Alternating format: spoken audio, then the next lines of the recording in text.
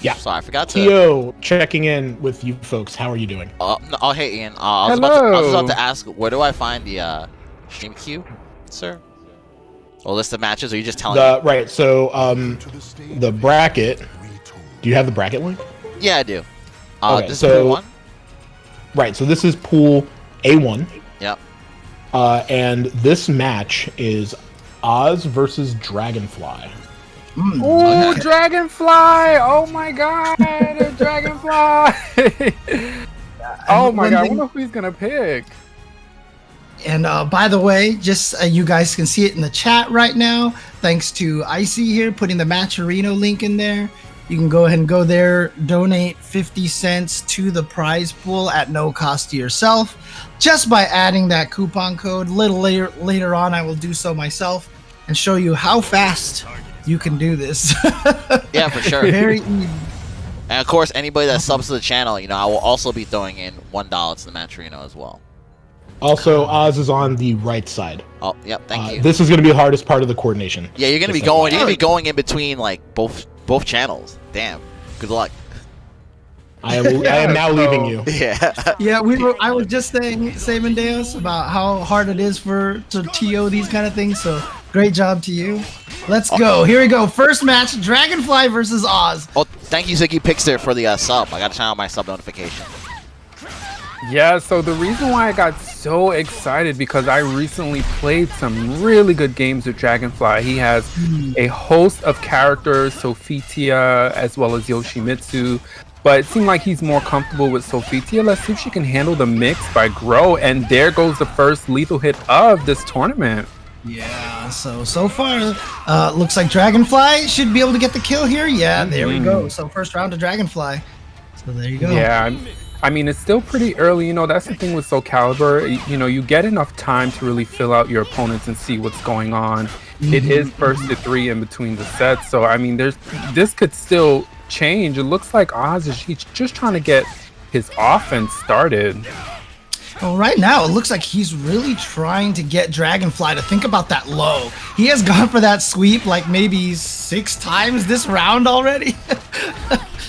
Definitely. I mean, he's going to have to switch it up at some point, though. But there goes an RE. Let's see who's going to win this clash. And it's going to be... yeah. So smart. Yeah. Just go right into the critical edge. Guarantee the round victory. And goes up 2-0. But like you said, a lot of room for adjustment in this game. And I've seen so many matches that go up 0-2. And then the person makes the comeback 3 rounds in a row. So let's see if we can do that. Now that we've switched into Sunset here, you know, maybe we'll have a chance here.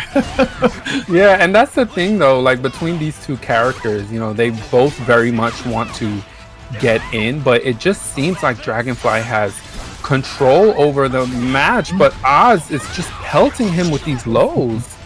Yeah. And now here we go, gets him with the throw. This is going to do a ton of damage, so just basically 1 or 2 more hits here for DragonFly to be able to take this.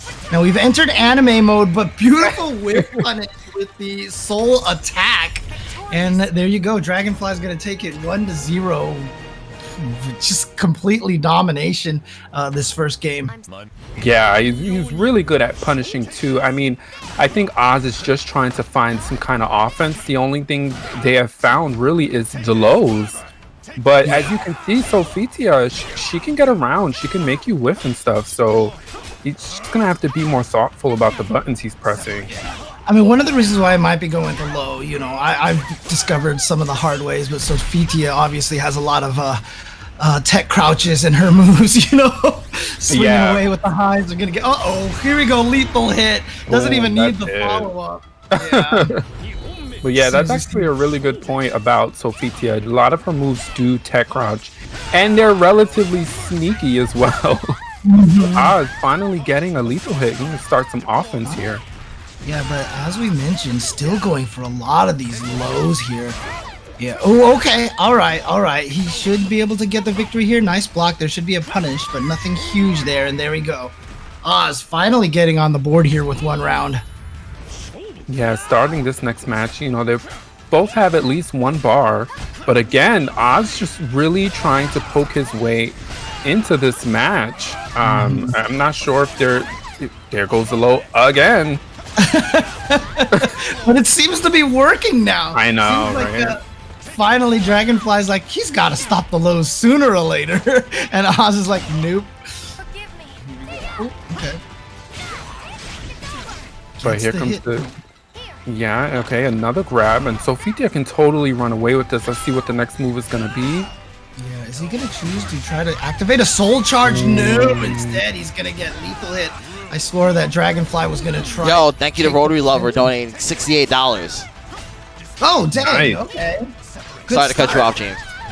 No, dude, that is a worthy thing to cut off right there. Thank you for the $68 donation. Close to the edge here. Yeah, and as we were saying, the lows are working. If it's not broke, don't fix it. But no, some reason that combo dropped, but that could have been a ring out possibly. And there goes the end. Wow.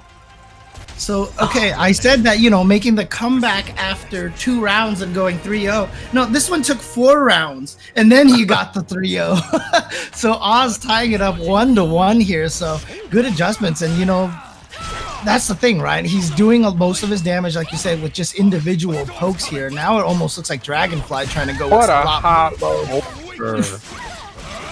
He says, screw your lows, I can hop over these. And I guess that's DragonFly making the connection that his opponent is throwing out a lot of lows, and we're seeing a lot more aggression from both players now. Yeah, I was just about to mention that DragonFly was going for that 1K a bunch, and then all of a sudden, like you said, just hopped right over that. So, but DragonFly's still going to take that round, end that 4-round streak from Oz. All right, here we go, pushing DragonFly towards the wall, and he's really keeping this pressure up. DragonFly gonna have to figure his way out of this. This might be a start. This is gonna be some damage against the wall. Into lethal hit. Yes, here comes the damage. Stop it, he's already dead. Oh no, never mind. Actually, here comes Oz. Goes for the mid option. Tried to fake the low, and he's gonna get lethal hit on the whiff punish. Oh. I mean, DragonFly was so close to bringing that back. I think during one of those sequences, if he had just relied on whiff punishing, because Oz is whiffing a lot, and with SlyTiger, you can whiff punish really good with her. So I wonder if he'll try to implement some of that now. But here comes his combo out of the RE. Tried to go for one of the avoiding options, the evade options. Didn't work out for him. Nice crouch under the throw. And so he's going to get some decent damage off of that. And you can see right now DragonFly in the danger of about to be guard broken. So you can see that's why he activates the soul charge and nice sidestep to punish. But it wasn't huge. And yeah, if he had blocked that, he might have gotten guard broken. And yeah. Oh, go ahead. Yeah, he tried to go for resist impact towards the end there. And I could just tell that's just him trying to get the pressure off of him. Opting the soul charge here. Let's see what he does. Yeah, it's always dangerous when you're about to be guard broken. You try to avoid things so badly, you end up dying and coming into the next round at a low guard gauge as well. Look at this, Oz now going for the lows again. Is he gonna go again? Okay, good block. Oh, that would have won the game if he had. Oh, but the sidestep. With City. Oz, after losing the first 4 rounds, then wins 6 rounds to 1 afterwards and ends up taking it over DragonFly 2-3. Oh, it looks like they're wondering if it's 2 out of 3 or 3 out of 5. No, it is 2 out of 3, I'm pretty sure.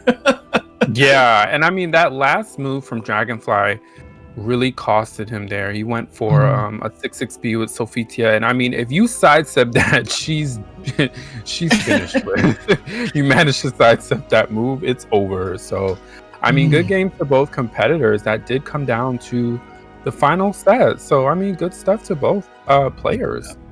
Yeah, especially, I mean, just the nice adjustment from Oz, because it seemed like at first DragonFly was completely in command and dominating that entire set. But like I said, after going down 4 rounds straight, he ended up taking 6 rounds to 1. And that is you had mentioned it right early on, right? The game has so much ability for adjustment. And, one of the key things about SOULCALIBUR is, it's less about the mix-up. It's less about the set play. It's more about, learning what your opponent tendencies are and reading them. And that is one of the things that makes people, enjoy this game so much. So, learning to figure out what your opponent's going to do. And once you make those adjustments, sometimes it's hard to make the comeback. Yeah, and the other thing about SOULCALIBUR as well is it's just there's so many layers of complexity to playing this game. Just on this first set alone, we talk about a lot of the lows and a lot of the whiffings, and then you talk about resist impact, reversal edge and sidestepping, and there's so many layers to this game. But DragonFly, he tried to make some of the adjustments, but unfortunately, he really just succumbed to a lot of those low attacks from Oz. All right, so what I'm going to do here is I'm going to drop the Matcherino link in the chat right now. I'm clicking on the link. I'm clicking on sign in here. And I'm going to log in over here if this thing will let me log in. There we go. They're trying to ruin me here. They're trying to ruin my Matcherino is like that sometimes. Sometimes I can't get in. There we go. DXCII into the coupon code. Contribute. 50 cents has been added by myself. That's how fast it took me. Look, it even shows up on even though I had that little flub there. So you know what? I'm gonna follow lead. Let me go ahead and log in and get my little 50 cents in. But guys, I just want to bring to you guys' attention, it's not just about the promo codes, it's about the sponsor quests as well, which I'm scrolling through right here. These sponsor quests, after the free codes are used up, because there's only 100 of them, these sponsor quests will add more to the tournament. And simple as likes and retweets and follows on Twitter, YouTube, etc., Discord. And, any TL using the Matcherino platform, before you start a tournament, you see I'm doing this now, make sure to check that sponsor quest section and remove the dead sponsor quests. Make sure you put in the ones with money, like how I'm doing. And this is all stuff that can be used for any tournament globally. Yeah, and again, obviously you can contribute directly as well as Rotary Lover did earlier, as you mentioned, with the $69 contribution. So we are already up to $589. The first DX Caelo that we ran got up to about, 3,000, 4,000? Somewhere in between the... Yeah, I think it was 3,400. Yeah, so that is just, again, shout outs to Matcherino for making sure that the FGC players continue to get paid during the pandemic. Yep, absolutely. Yeah. Also, another thing I want to bring to the players' attention, right? So, because I'm actually mad overwhelmed with events and work. Thank you, Marginal, for the $30. But what I was saying is, it makes it a lot easier, for the TOs and everybody involved. If after the tournament is done and you're in top 3 or top whatever, you click join tournament here on the Matcherino and confirm, and then tell the admins your ID, because that way if it's in there, you get paid right away, and there's no hunting down. A lot of the delays are either the TO is too busy with events, or we can't get your info, so we have to hunt you down. Yep. Oh man, I like this. I like how Arturo uses this every once in a while to scold people out there. I'm scolding. It just makes everybody's life easier. Because you remember how it was in esports games. Sometimes it's net 30, 60, 90, or never. Now, now with the way things are, people get a little triggered if you make them wait a week. Compared to the old days, it's nothing. Hey, it's Theo again. Hi. And the cool thing about that too is, I think it was Frosty Fausting's earlier this year. They paid everybody out the next day. Oh, we made sure, we made sure because we wanted to do the Twitter flex. I sure do love Hey, folks. Yeah, what's up, Ian? What's up, Ian? So I have one thing to ask of someone between the three of you. Can someone tell me when a match ends and then the score in the chat channel?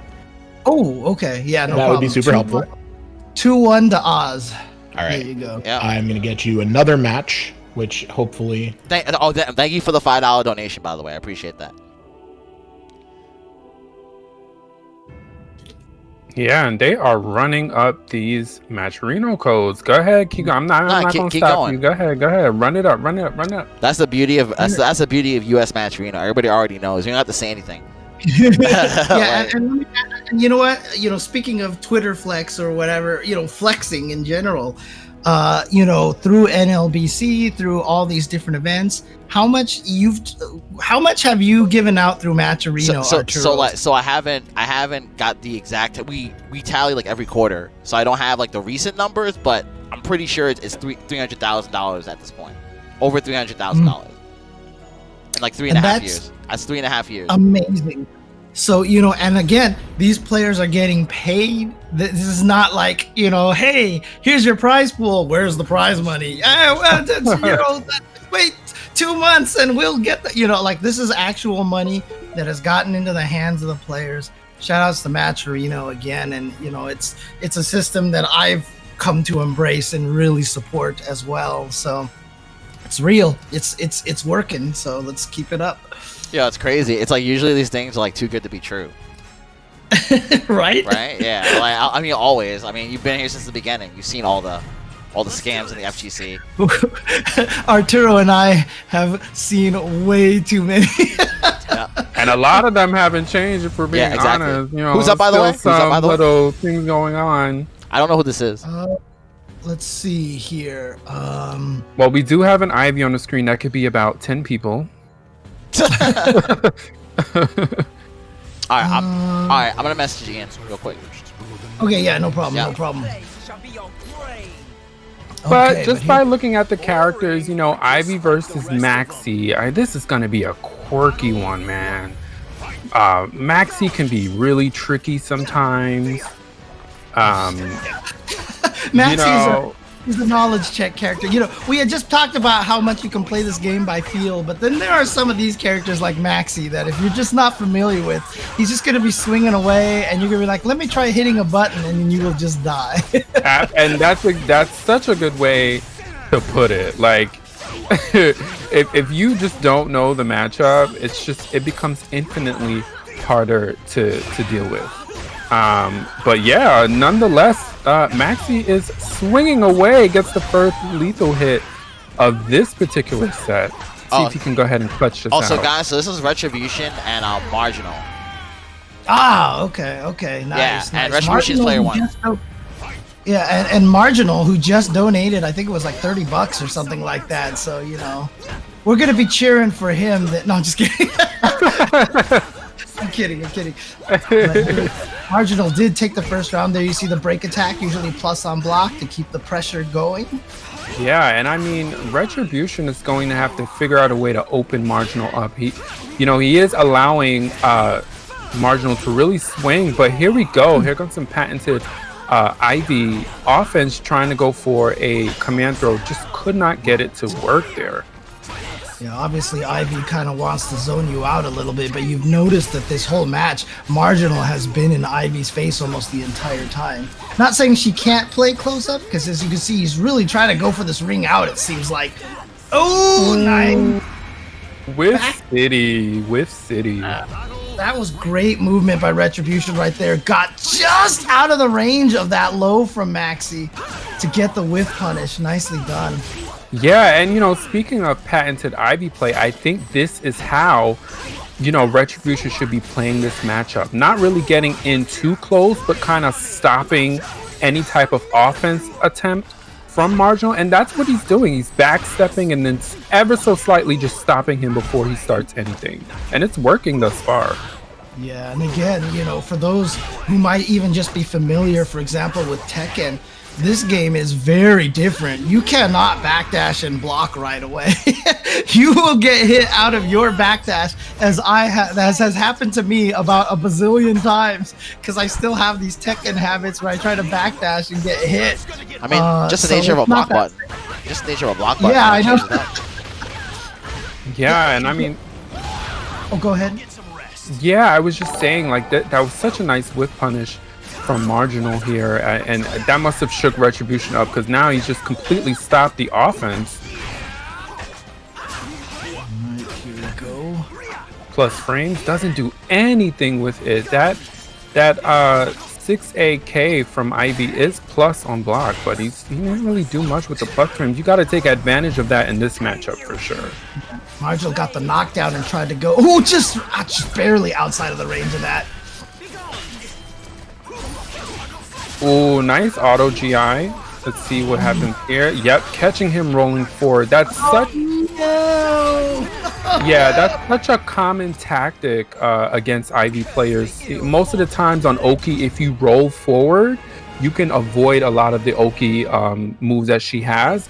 But if she sees you rolling forward, it's her playground, and that's exactly what just happened with Retribution. I mean, once you see that she can see you rolling forward, you just have to stop, you know. But good stuff from Retribution on the first set. Oof. But look at that. There you go. There's that nice little stun combo right there. Immediately pushing Retribution to the... Oh! Nice throw tech. Just went for the regular throw, not one of the command throws right there. Oh, that was such... So, okay, I'm seeing Retribution knows this matchup really well. He's been ducking a lot of the highs. And there it goes. Just as I said, he definitely knows the matchup because he's been doing such a good job these past few sequences of just avoiding Maxi altogether and doing these moves from Ivy. That 2-1-4B from her completely avoids highs, and there we go. Oh my god, I'm so happy right now. Yeah, it's Marginal. That last round, he just went for a Hail Mary at the end, and that cost him on that ring out. So dangerous to go for stuff like that when you're so close to the edge. See if he can keep going here. Yep, here we go. Here's the Maxi pressure, and you can see Retribution throwing in a couple of step guards, but being very careful. But here we go, stun combo time. Ooh, that's that's definitely gonna be it. I mean, this is the thing. Maxi can be one of those momentum characters if you allow him to be. I just think Retribution should just go back to playing the distance game, but he's got to whiff punish. He is stepping back to avoid a lot of these hits that Marginal is throwing out, but he's not capitalizing off of it. Oh, interesting right there. It looked like Retribution maybe wanted to dash forward before the throw, but here we go. Oh, what? Oh. Caught him with the tech trap into the ring out. Nicely done to Marginal. So Marginal now with a 2-1 lead. Both of them sitting on full meter. Let's see if either of them tries to activate Soul Charge to get any sort of momentum going here. Yeah, and I again, Retribution is allowing a lot of movements from Marginal to whiff, but I just wish he would capitalize a little bit more off of it. Even just stepping back. I mean, if he step back and he knows Marginal's going to press the button, he makes that read, like hit the CE button. She can take it. She can whiff punish sometimes, like particularly if you know that your opponent's going to press the button, just do it. But, you know, he's not really whiff punishing, but he is getting the plus frames though. Yeah, and Marginal trying to be as careful as possible. Nice read this time on his distancing. Catches him perfectly. Throws him fully back there. But Marginal back in his face again. Okay, here we go. This counter combo.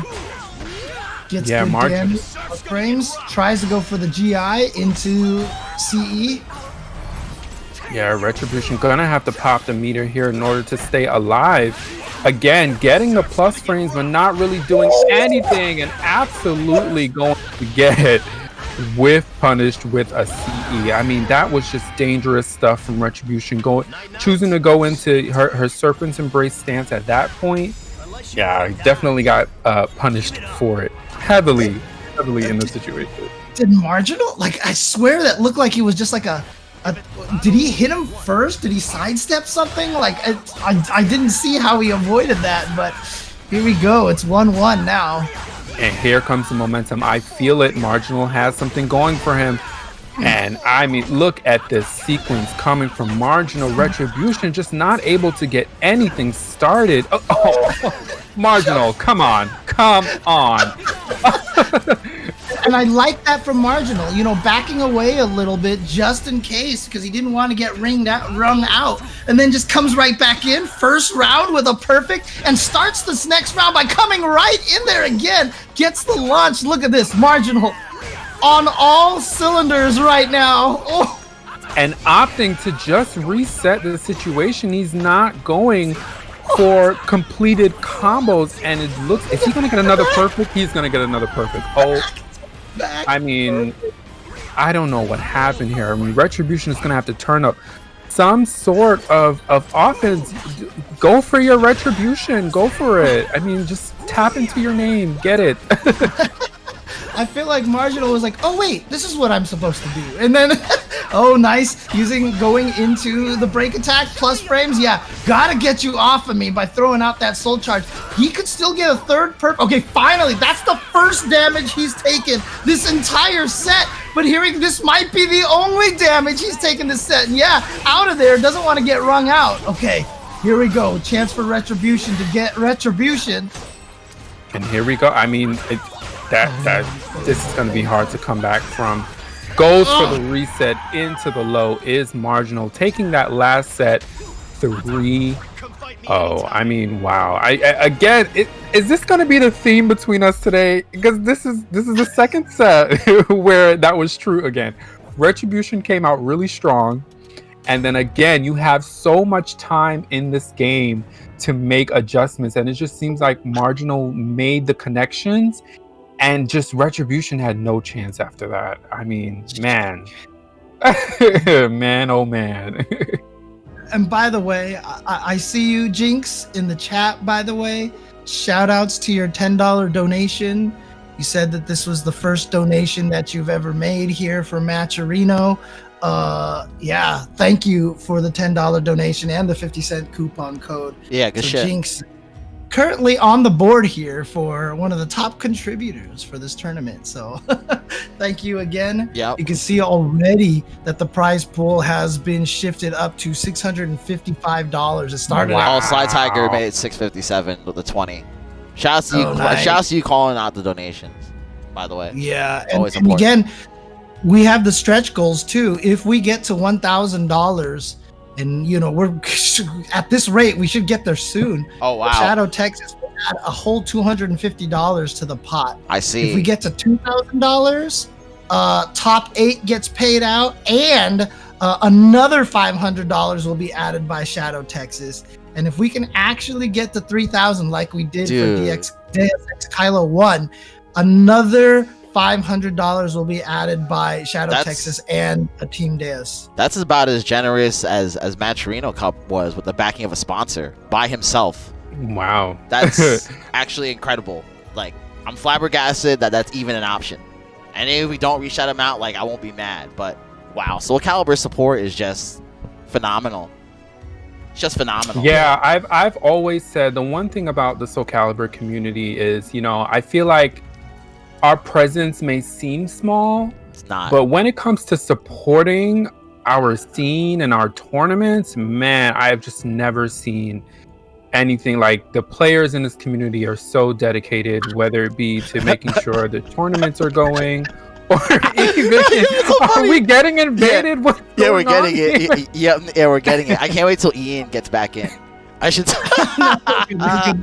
We're good now. No, I mean, look, I am new to SOULCALIBUR, right? I mean, SOULCALIBUR 6 is the first SOULCALIBUR that I've played, and I started jumping in here just to, you know, play it because I really enjoyed it. I started streaming it, doing some of the Parsec stuff, and the support from the SOULCALIBUR community has been overwhelming. Yep. Just, you know, people coming in and supporting my stream and helping me learn. I mean, I'm still a scrub in this game, but people are really trying their best to help me learn how to get better, and I really appreciate that. And this community has been wonderful. And as you said, it may seem small, but the heart of the community is the heart. Yes, we have meter to soul charge our hearts any day, and we have limitless amount of meter to step in and support and do all those good things. So shout out to the SOULCALIBUR community. Keep hitting up the Matcherino link, because I mean, this is just so great, and particularly during, you know, the period we've experienced with the pandemic and everything. I mean, just seeing so much people give a hand or try SOULCALIBUR has been particularly nice to see. So keep it up, guys. Shout outs to you know, like the Jason Game devs and the Dat Hazies out there for really, you know, finding a way to make Parsec work, and it works so well for SOULCALIBUR. I mean, it just like the whole thing that we've been able to find a way to be able to play this game so consistently and so reliably online like this, you know, outside of the standard built-in netcode. You know. I know. And that's again that's the thing. I just, for us to be able to continue with some sense of a community, right, while not being near each other. It's like this Parsec just couldn't have. I mean, I don't know the history of Parsec, but it felt like it just came out of nowhere at the right time. It's been around for a while. I know, but for it just like it's just the cloud stuff is new. The cloud stuff is new, bro. Yeah, the way we've been able to utilize it, you know, to sort of keep the community going and get new players and continue with tournaments and stuff like that. It's been a real treat, actually, a real treat. The way that Sam and Deus explained it to me too, because you know I've often talked about how you know one of the advantages of the cloud setup and everything like that, but the main advantage of the cloud setup that provides is the networking. What's going on, Arturo? Transition. It worked. I just tried it. Gotcha. I just tried it raw. Let's transition. Let's go. Right. Speaking of transition. We're getting this match is so it's no, you're not playing. So it's Legit versus hyruleherojoe. I was so excited that it worked. Yes. So excited that you typed my name in there. I was trying to type at you. Yeah, it looks like they're going for a button check. This is absolutely a button check. Cool. But Legit.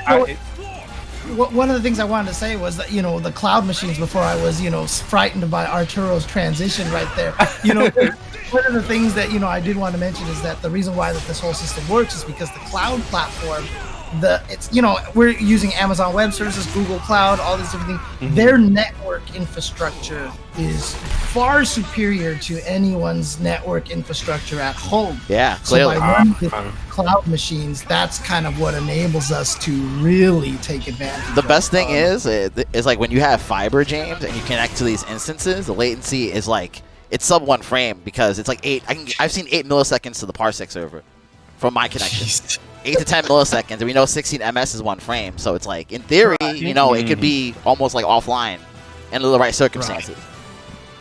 And one of the reasons why SOULCALIBUR works so well with Parsec, that buffer, is the input buffer. Exactly. Buffer. Input buffer, and not only that, but you know, your input delay is going to be consistent. You know, when you play on regular peer-to-peer kind of things, the delay jumps between 3 frames, the 4 frames, the 2 frames, the 3 frames. You know, but this one's consistent, makes it work really well.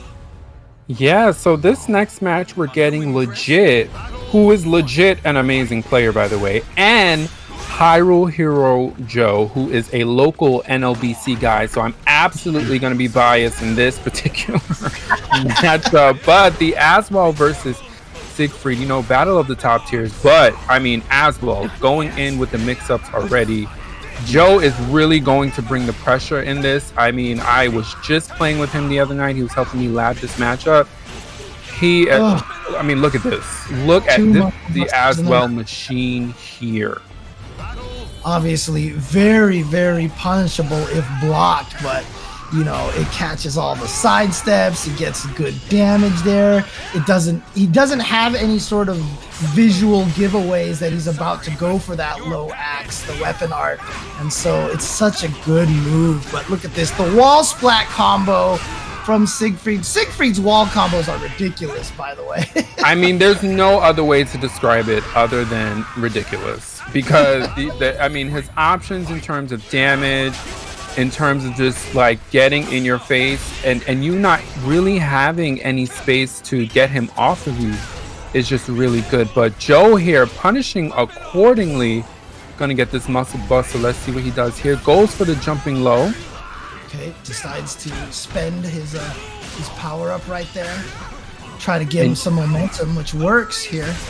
And you can kind of see Legit, this is so typical of Siegfried players. They love to position you to be against the wall, but Joe sending him a message, not today. Hashtag not today. Not today.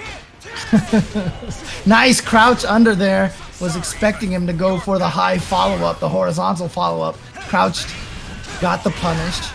Uh-oh, but here we go towards the wall. So this is, oh, actually, no, he's going to swing him back over to the other side. What's it going to be? That's another scary thing about Siegfried is just he's got so many lows. I swear. I mean, I get hit by him all day. Oh dang, that was a tech jump. Did he just go over the low with a Beyblade? And that's it. This matchup can get pretty wonky, but it looks like both of these guys really are just on top of the offense. Joe sitting on 2 bars. He's gonna have to use it at some point.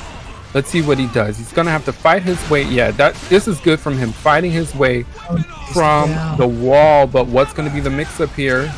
Goes for the jumping low again, and yes, this is a smart move. Soul Charge, create some distance, and then poke your opponent when they try to get in. Absolutely.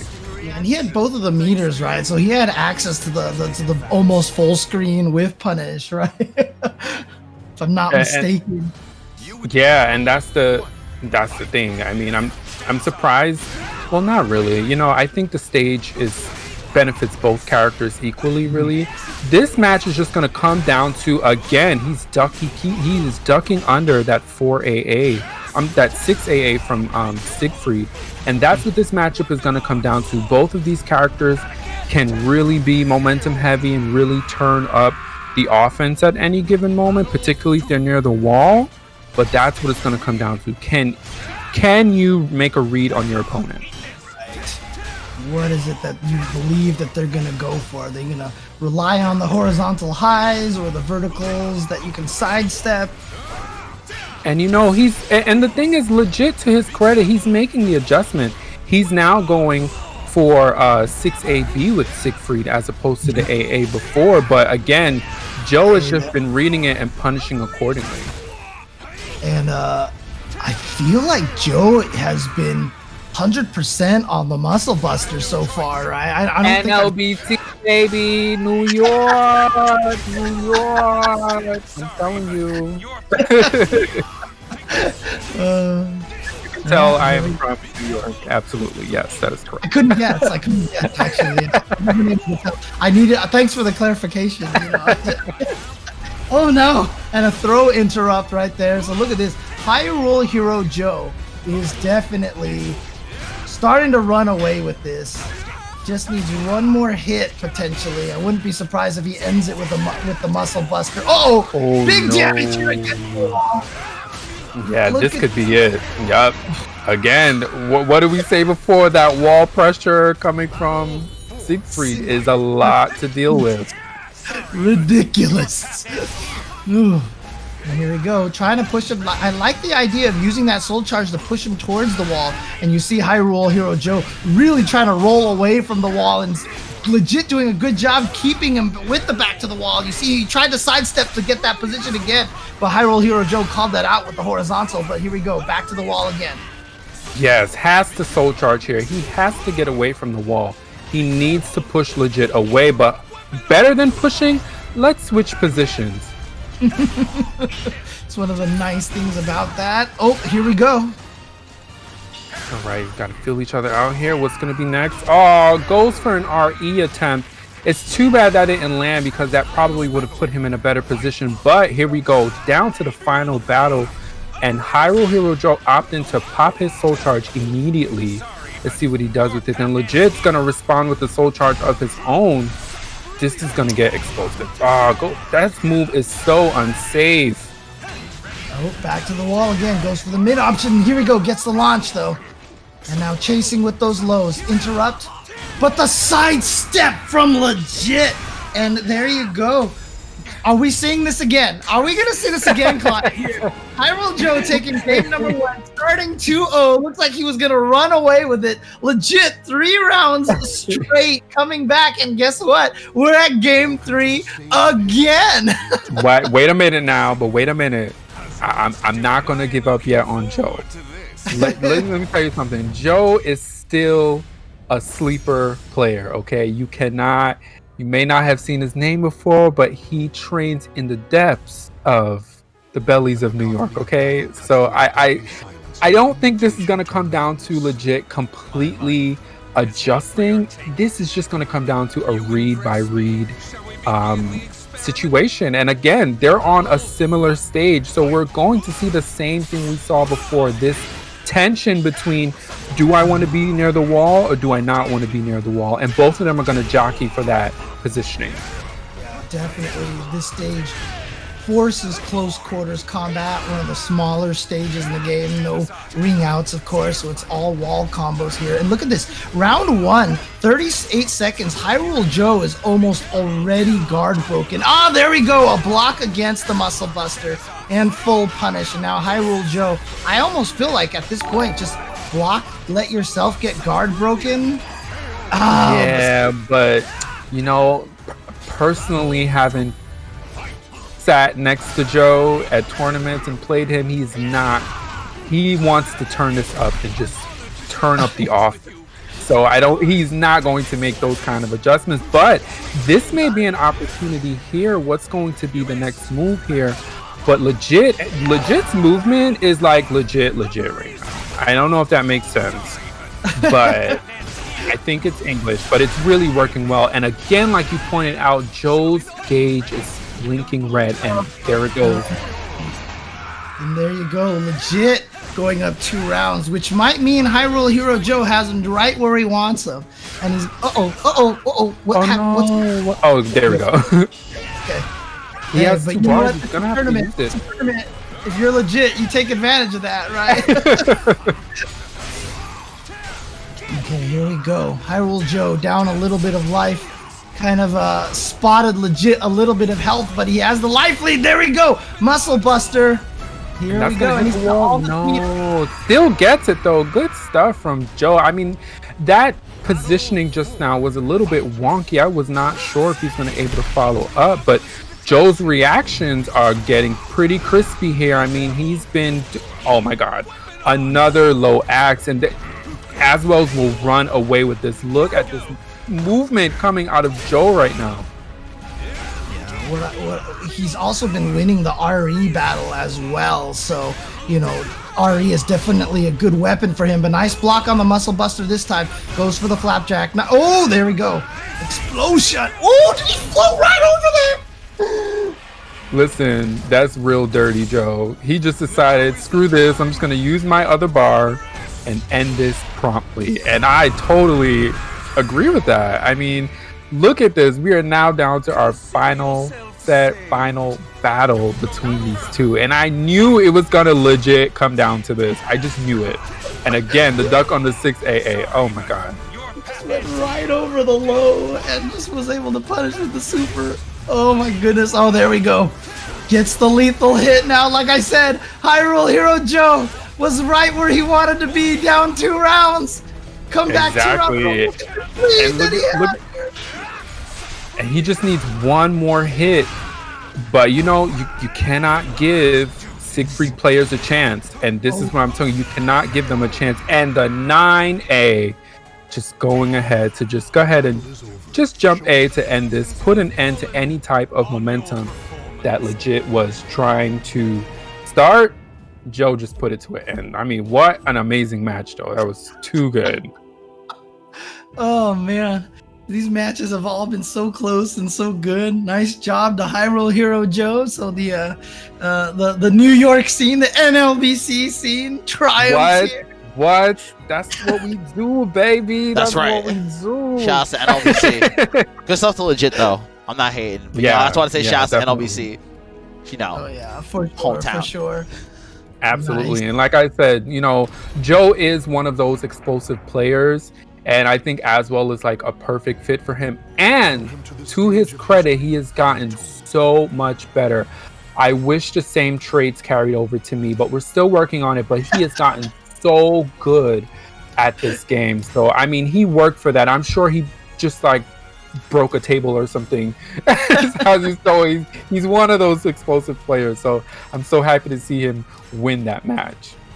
Trust me, Clive, I'm right there with you. That's why we're here on the mic right now instead of entering the tournament. We'll figure it out. We're getting there. Yeah. Oh, man. But thanks again for everybody at home tuning in to these events and, supporting SOULCALIBUR 6. Again, just a fantastic game. So much fun to play. If you haven't had a chance to get into it, definitely hook up with a lot of the Parsec crew out here, because Absolutely. Your experience with the online netcode is going to be better with the Parsec system. And plus, again, it also allows you to get to know a lot of the other people in the SOULCALIBUR scene when you're in the Parsec communities and such. And so it's just, again, you had talked about this. We both had talked about this a little bit, how wonderful the community is, very welcoming and, very supportive is this community. So definitely, if you have the chance and really want to try out this game, you got a lot of good resources, a lot of good people out there willing to help. Definitely. And it is we're in our next age of like so many great fighting games out there, and SOULCALIBUR definitely has its own lane, and it's definitely different. Particularly, I didn't start off competing in SOULCALIBUR. I started off competing in Injustice. So to transition into SOULCALIBUR, even though I've played the game my whole life, I was like, competition-wise, competing in this game is a whole different ball game. But speaking of competing, is that Exander that I see on my screen? Exander versus Oz. This is going to be good. Exander, a Maryland player, service specialist, and he's been one of my tournament demons. So I am going to root for him, but low-key, I need to beat him one day. Low-key, I need to defeat this guy. Yeah, I mean, one of the things you were talking about coming from Injustice, I am obviously a 2D gamer, so I've been playing mostly 2D fighting games. First 3D game I really got into was Tekken, and that's even the craziest thing. Going from Tekken to this game is not the same at all. Exactly. James, but don't you feel like it expanded your horizons, though? Because I remember when I first started playing 3D games, just the difference and how the meta and the match flows is so different from 2D. Oh yeah, it's not. I will say it's probably easier going from 3D to 2D than it is from 2D to 3D. Oh yeah, it's so rigid 2D. Yeah. But here we go. It looks like Oz. Remember, we saw him poking away with all those lows in the first match that we saw him here on stream. Yeah. But Exander trying to take this. But yeah, one of the things, I don't know. I mean, Exander will make those connections. So we saw Oz earlier kind of abusing the fact that DragonFly at the time was not with punishing and really wasn't doing much with reading out those lows. But Exander is crisp on his punishing. Like you throw out anything unsafe, you will get punished for it. So I think Exander can make Oz switch up his playstyle, but let's see where it goes. They're both up by 1 already. And look at this, gonna get the launch, and there you go. Oz now gonna get 2 rounds here.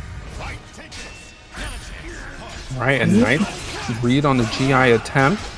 And this pressure coming from Oz is just so weird. It's just like its tempo is different from what I'm used to seeing from other Groh players, but it's just working so well for him.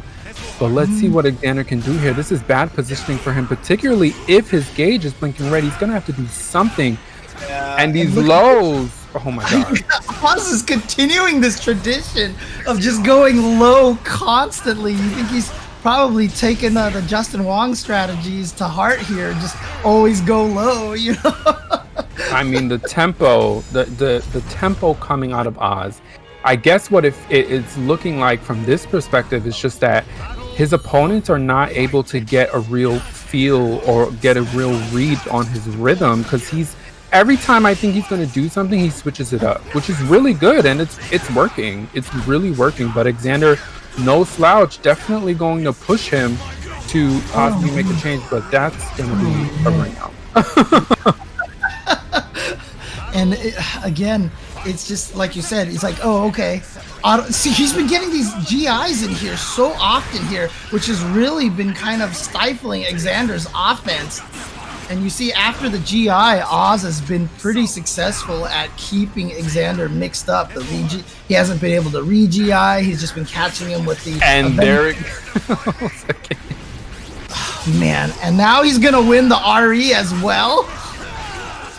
Yeah, this offense coming out of Oz, but that's the second time Exander has completely sidestepped a 3B attempt from Groh. And I wonder if Oz is going to make the connection, opting to Soul Charge. Here comes Anime, but again, Exander just not falling for any of the Groh shenanigans, but he fell for that one. But no, okay, there we go. 2A for the win.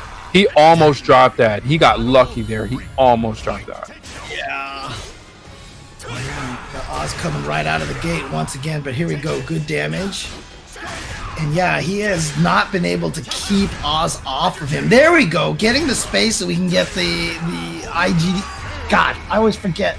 I always call it the wrong thing. I just call it pressure.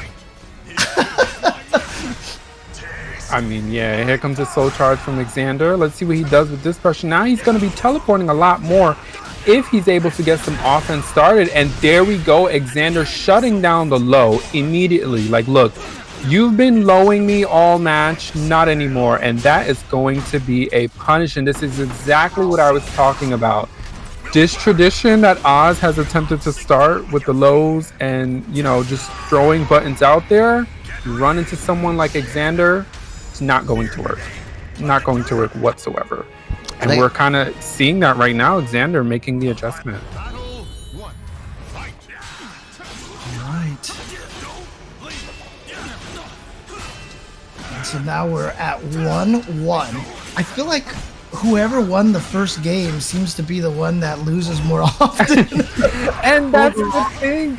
That's the thing, James. Because that's one of my things that I'm working on in terms of like playing this game competitively. It's like there's so much time between the matches. If you're good at reading your opponent, you can come back easy. You know what I mean? You're never down in this game, honestly. You can always come back if you have like the right read on your opponent. Yeah. It's like I said, so much of this game is more about just knowing what your opponent wants to do. And that is one of the toughest things, because when you fight someone who reads everything that you're going to do, it feels so painful. It does. Particularly in this game. I mean, man, your opponent makes one good read and that's it. And here we go. He opting to go for that attack there. And okay, yeah, this makes sense. Yeah, off of the re-GI, again, being able to get that re-GI, reading the opponent's timing. And using the wall to his advantage too is Exander. And trying to create some kind of situation here. He's playing too defensively and gets mixed. Was not swinging at all. He was trying to see maybe if he could find the opportunity to block something and find his opening in there, but just a little too scared to touch buttons. And Oz, we have seen, once he gets started, he is willing just to keep going and going. And, well, actually, he's willing to keep growing and growing, I guess I should say. And here we go. This is such bad positioning for Exander. He's going to have to reposition. Yup. And there it goes. Now, this is exactly what he needed. He's got to get something on the board to even stay alive. And Oz opting to Soul Charge to just put an end to this maybe. And nice duck. You see? Just completely just duck this entire thing. Nicely done. Okay, Exander. I mean, last one we saw, right? We got down to the last round, even with a 2-0 start on the final game. Exander definitely capable of doing that and catches him swinging. Look at this damage here to start off round number 4. And he's been interrupting these Avenger stances pretty well, is Exander, but he's going to have to Soul Charge here, and he's got to be careful with that gauge, because if his gauge breaks at any point, that could really spell death against a Groh who has meter. I don't know about the Soul Charge coming from Oz. This is not really going to make a big difference. And there, see, good thing for Exander. He had such a life lead that, yeah, just let yourself get guard broken so you don't have to worry about it the next round at all. But actually Oz is saying, you know what? That is all I needed. And look at this, scared to touch buttons again. Exander has gotten really defensively, but gets the one crouch. Whoo, boy. That last hit in that Avenger stance is a high. When he goes for that low kick, you can duck the second hit. And again, Exander having the right read, bringing this down to the final battle between these two. And I mean, both are sitting on meter. Someone's going to have to use it at some point, because this is going by really quickly. Yeah, and Oz with a huge life lead. He crouches, gets caught by the mid. Here we go. Yep. CE, get off of me. But look at this, still hasn't really gotten hit. Had the sidestep, didn't have a chance. Again, non-big punishes on that, and then chases down the sidestep, was expecting maybe the break attack after the GI. Tried to sidestep maybe to avoid it, but Oz with the read goes for the horizontal, and again, Oz winning it twice now here on stream. Good job to Oz. Yeah, towards the end there, I mean, Oz really put Exander in a position where he was really scared to press buttons. And I mean, that's typical when you're fighting such a 50-50 heavy character like Groh. And unfortunately, I mean, Oz was just able to keep that pressure going. And Groh is one of those characters, you know, I think Exander had the reads, but unfortunately connecting the reads to capitalizing quickly, he just wasn't able to do that fast enough. That last moment where he did the AA into the third A, and it just didn't work. Oz was just, his momentum was just on fire at that point. So good stuff to Oz in that match. It was really good on his part, continuing the tradition he started today. I mean, we saw so many times where Exander was just so scared to touch a button. You know, he was just blocking and just getting chipped here and there with little individual hits. I mean, you could almost say Oz turned him into the Cowardly Lion at that point in time. You know? It's not touching any buttons, and Oz would take advantage of that very, very well. So, and I mean, I haven't played against Exander so many times. I mean, every time I run into him in bracket, it's always a battle fest between the two of us, and he's always been able to just clutch it out. But he did really well in that match. He's come the closest to beating Oz thus far since we've, you know, seen Oz on the stream. So I mean, it was a great match. It really was. Yeah, just want to remind everybody in the chat once again, thank you all for hanging out and tuning in. I've just typed in the Matcherino link into the chat right now. If you guys have not used this yet, 50 cents, you can donate just by using the DXCII sponsor code, as well as contributing directly using the sponsor quests as well. So there you go. Sorry, Zed. Oh yeah, let me show it on screen. Sorry, I was talking to Ian behind the scenes. Yep. Let me tell him, BTW, your transition works! Exclamation point! Exclamation point! Exclamation point! That's gonna make it happy. Yeah, make it feel all better, right? It's all good now. Anyway, $659.81 is our current total. You can use the promo code DXC2 for a free 50 cents to the prize pool. Check out the marketplace if you want an item, as well as the special sponsor quests as well. He's also donate free to the tournament. Twitch quests, Twitter quests, YouTube quests, Click quests. So don't be shy. I mean, those codes are going to run out soon, I'm sure. We only have 100 codes. So eventually you're going to have to raid these sponsor quests. Give back money to the tournament. And we have amazing stretch goals at $1,000, $2,000, and $3,000. So make sure you check that out. Anybody that subscribes to the stream, I'll be giving an extra $1 to the match, you know, courtesy of your guys' sub money. If you want a way to support the event and the stream, you can do that.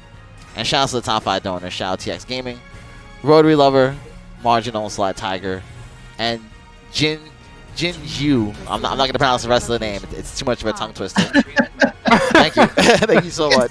It's like Jin, you owe me a Fanta or something like that. I think Jinx, you owe me a Fanta. I think is what it is. Like it started looking Chinese, so I didn't want to mispronounce it and sound like an idiot.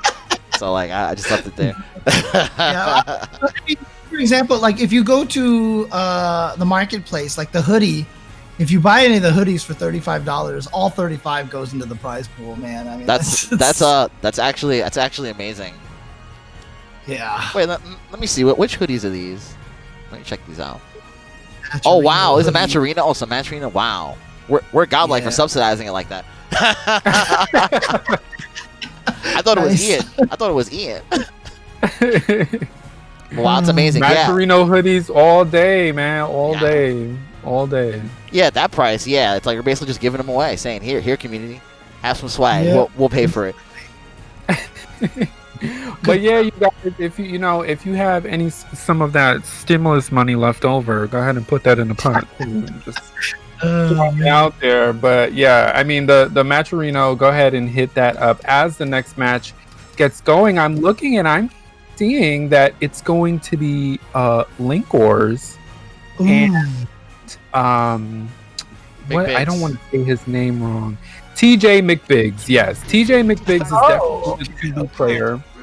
And Linkorz has been running with Amy. He's been on a tear with Amy for quite some time now. So I do expect him to choose Amy, but in certain matchups or against certain opponents, he will just bring out the Siegfried. But let's see who he ends up going with here. Because TJ is ready with 2B. And, you know, just like I say all the time, James, 2B is going to find a way to 2B the match. Okay? So she's going to do whatever she wants. She knows she's not supposed to be in this game. She's supposed to be Marvel vs. Capcom. So she just runs with it. She just runs with it. And, you know, I mean, she's going to do what she does. TJ has definitely shown up in, you know, my Parsec casuals in 2B is not a fun character to fight against. You know, we talked about knowledge.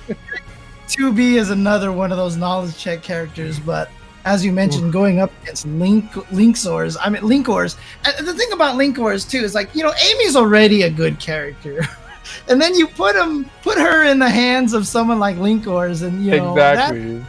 It's just not. It's not nice. It's not, you know, and he has shown us all the characters that he's proficient with. He has a lot of characters to choose from, and depending on, I guess, his mood, he will bring out who he brings out. So I'm interested to see who he will bring out for a 2B matchup. But I see no reason for it not to be Amy. One of the tough things, though, is that, you know, sometimes if you are a 2B player, or, you know, any of the characters that we talked about, knowledge check characters, oftentimes you'll use the knowledge check portions of your character to see how familiar with the character your opponent is. The thing about Linkorz, though, is, you know, he's going to be familiar with 2B. You know he's going to. And look, you're going with Siegfried. Okay. And this, let me tell you, this Siegfried pick speaks a lot. That means he knows Siegfried does better in this matchup, and he's probably more comfortable with Siegfried in this particular matchup. But like I said, 2B is gonna 2B. I don't care which character goes against her. She's going to 2B the situation. So let's see how Linkorz deals with it. I mean, it's pretty, I was gonna say pretty even, but Linkorz kind of like shut me up there. So it's really interesting. TJMcBiggs got one of the aggression stances at one point in time, but chose to do nothing, trying to maybe see how Linkorz was gonna respond to it. So here we go. And that is not the right thing to do. You don't want to give Linkorz any opportunity to press a button. You've got to keep up the offense, you know. And look at Linkorz. Look at this. Oh my god. When Siegfried starts beating you up, it just looks painful. Especially with that giant behind sword, you know. It probably is. We'll ask 2B after the match. A lot of scaling. Yeah, you see there, ton of scaling and good low block. And actually, Linkorz can still take this. Oh, but a nice roll on wake up to avoid and get that round. Yeah, I mean, a nice 2A to just put an end to anything Linkorz is trying to do. But again, really nice movement coming out of him, opting to back up and whiff punish accordingly. And I think TJ is seeing that, opting to just continue with some of her quick pokes. But here comes the mix-ups.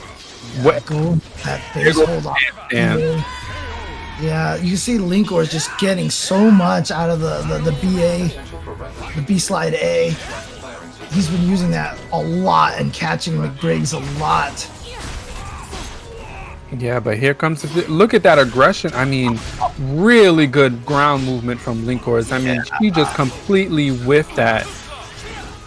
Goes for an RE, who's not going to get anything at that distance. See what he opts for. Again, that low kick is putting in work. TJ opting to go for a soul charge here. Let's see what he does with it. Runs right into the sword. Okay, and here we go. And so now Linkorz is going to activate soul charge himself, build a little space, maybe try to get McBiggs' soul charge to run out first. Yeah, there we go. But nice GI, and going to get some good damage off of this. Okay. Here is an opportunity for McBiggs. Here we go. Goes into the super. It's going to be a lot of scaling again. probably won't kill. Yeah, Really it's gonna be close. a real. Oh, Wait, it did kill. You know what? yes. My inability to figure out if it's gonna kill transcends all fighting games. Yeah, he was in. I believe it's called Guts. His health was really low, so that powers up the CE at that point, and that's what really allowed him to clutch that one out.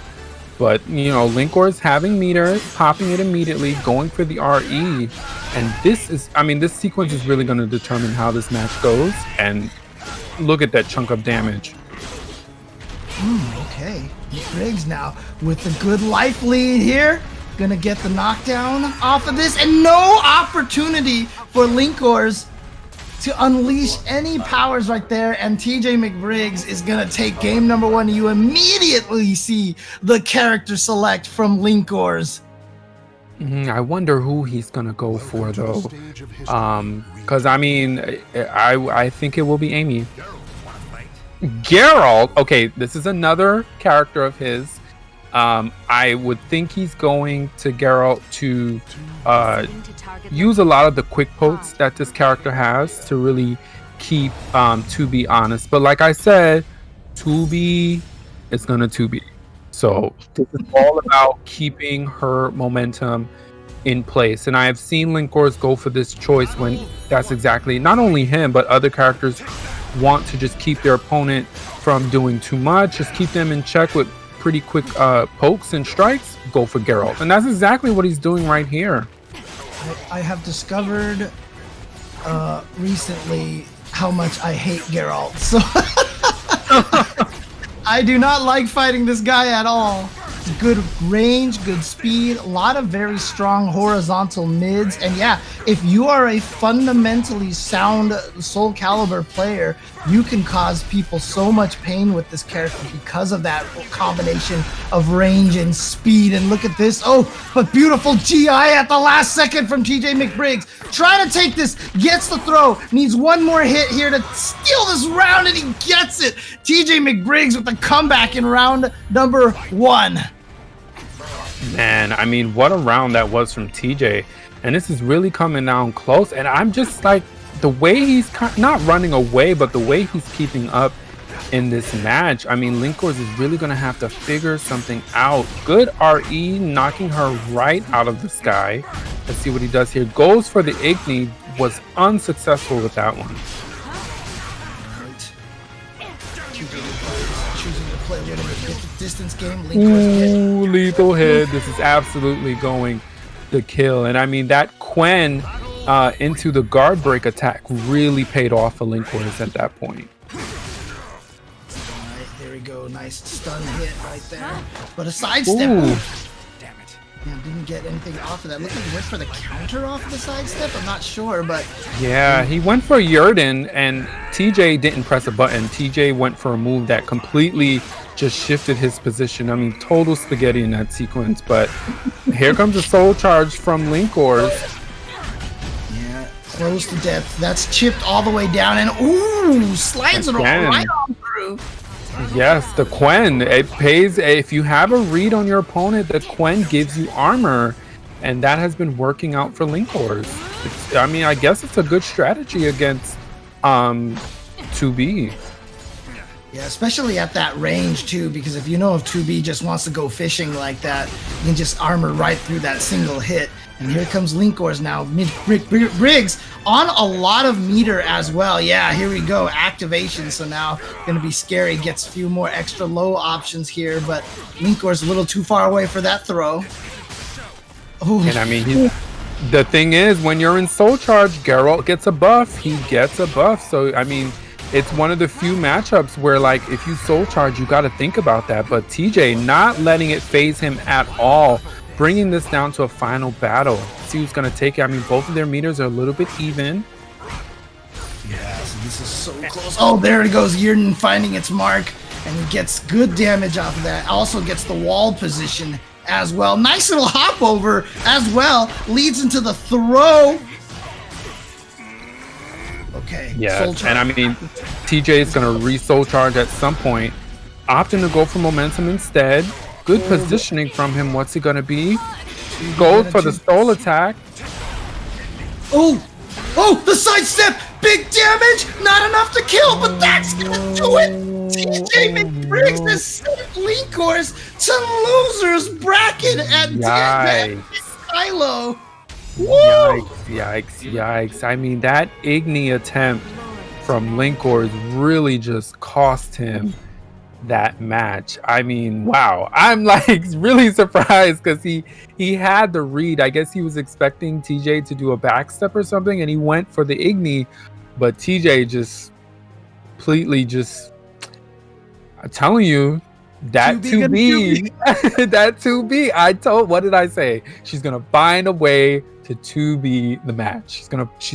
There's always a way with her, always. If you let her 2B, you know, that's to be or not to be, right? I mean, everyone has said it before at some point in time if you're a Soul Calibur player ever since she joined the game. But man, there you go. And it definitely happened that time. So I don't even call her Soul Charge. I call it X Factor. It honestly feels like X Factor. It's incredibly oppressive. The movements with aggression stance get crazier. She's a lot to handle. She really has something that looks kind of like Helmbreaker too, right? So, oh man. Exactly. It's like, you know. But congrats to TJ. I mean, for him to win over Linkorz, I mean, really good job for him. Yeah, that's a tough one. And you know what the worst thing about that is? Everybody in losers bracket is now like, thanks, TJ. Thanks a lot. Thanks, but no thanks. Belly of the beast here. Oh man. And he's absolutely. It's gonna be. He's gonna make his way through losers. I would love to be in his head and want to know like what happened in that match. I mean, I saw it, but just want to hear his thinking on what went wrong there. Yeah, so on that pool over there, that was in, where was that? Let's see. Oh, that was just in round 2. That was actually Linkorz's first match of the day.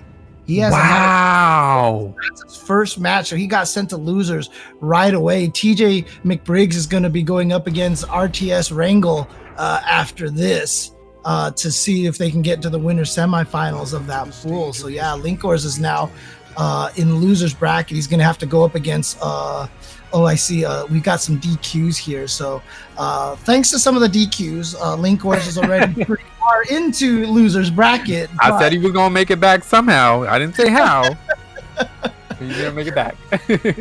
Oh man, so there you go. But you can follow along at smash.gg/DXCII.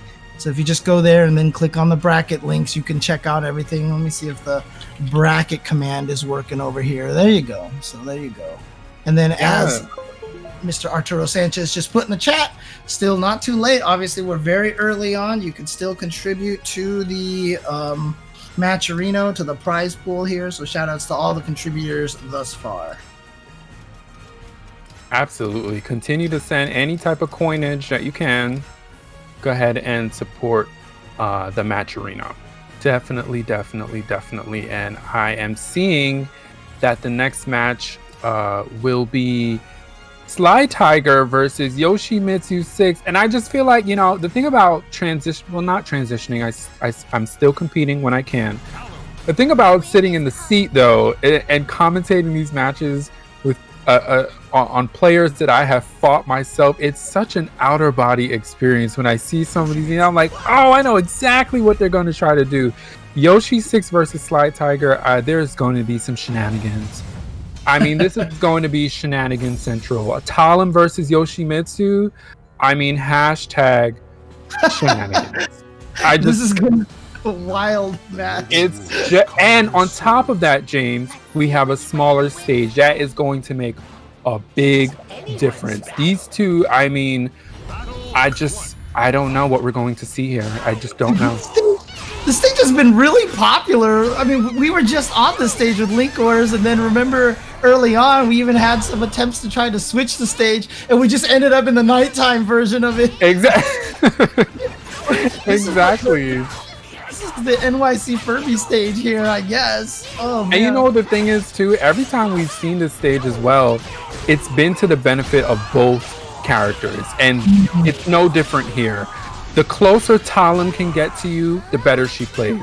The closer Yoshi can get to you, the more he can start his frame traps and knowledge check. And actually, both of these characters have a ton of knowledge check things about them. So we're definitely going to see that on display as SlyTiger goes ahead and takes that first round with the low there. Total 50-50 and just went for the low. And you talked about the knowledge check. Yoshimitsu had gone up into the air, into what I like to call the Rafflecopter stance right there. And SlyTiger just kicked him right out of the air. You know, a little bit of that matchup knowledge right there. And that's what set up that low for him. And absolutely, Yoshimitsu is one of those characters. A ton of frame traps. There are a ton of situations where you think you can press a button and you're not supposed to. I mean, he can really just run away with it, but opting to immediately... Oh, no! Drops the combo afterwards, gives SlyTiger an opportunity to activate the Soul Charge. And here we go. Look at this. Yeah, the Talim and Soul Charge is no joke. No joke. No joke whatsoever. Like, I don't have anything else to say about it other than she's no joke. Like, that's it.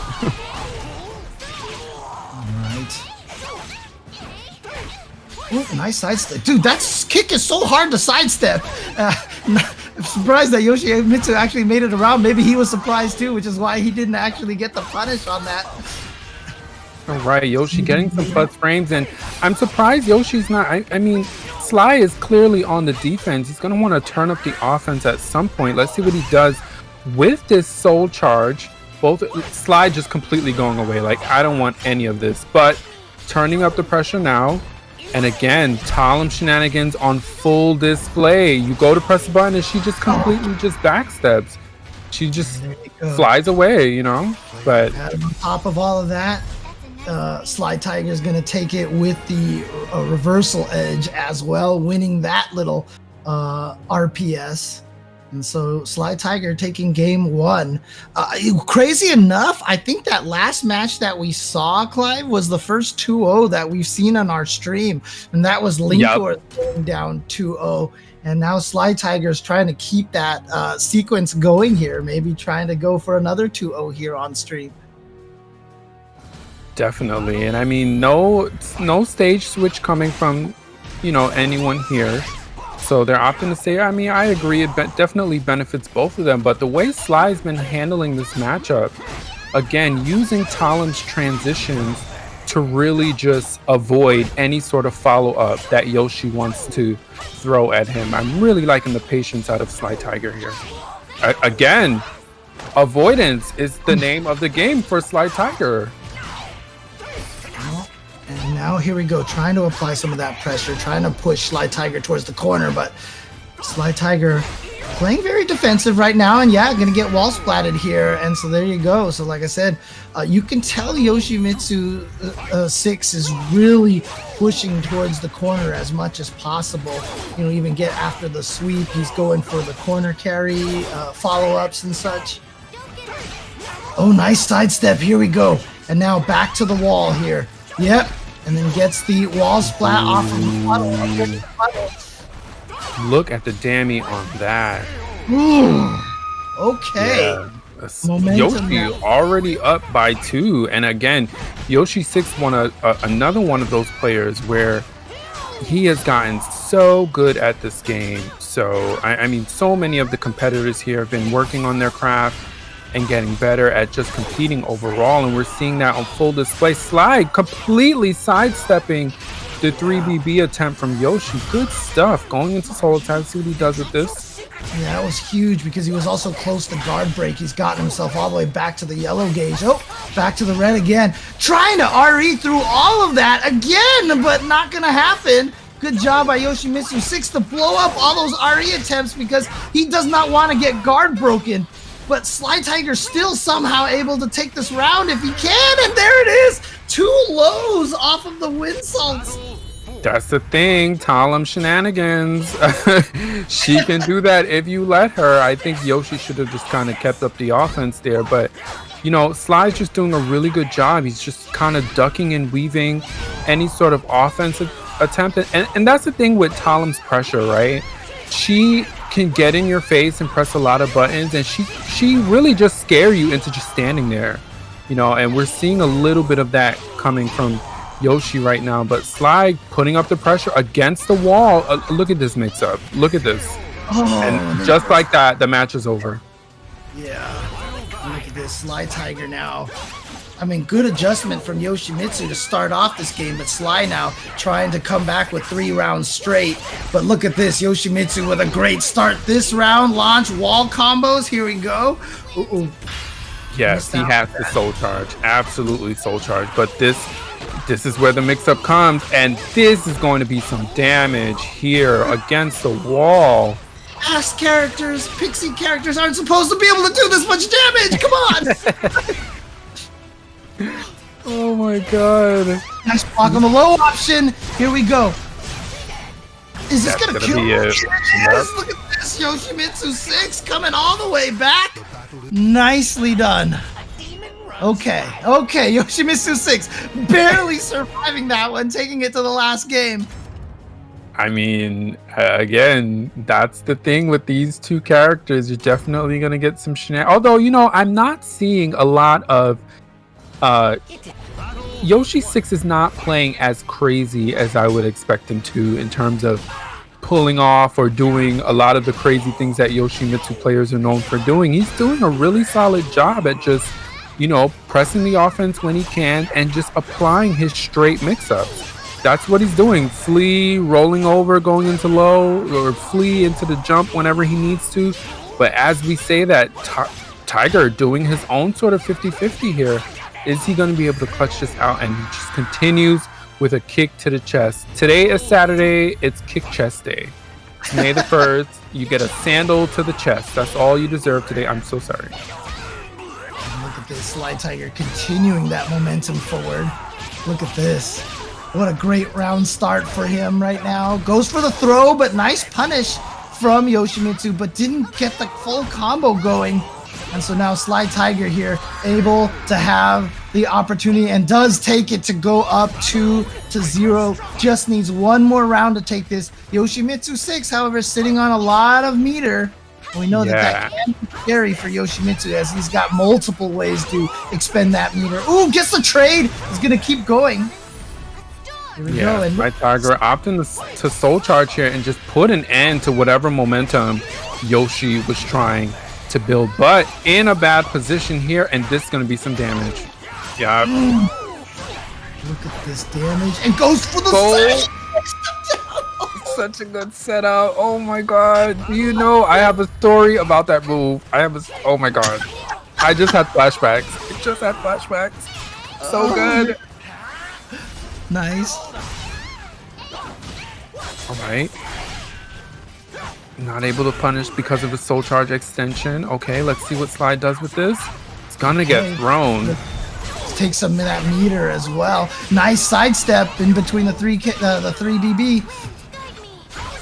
Ooh, no. Yeah, able to punish, but not huge. A lot of blocking going on. This is bad positioning for Sly. Yoshi's going to there.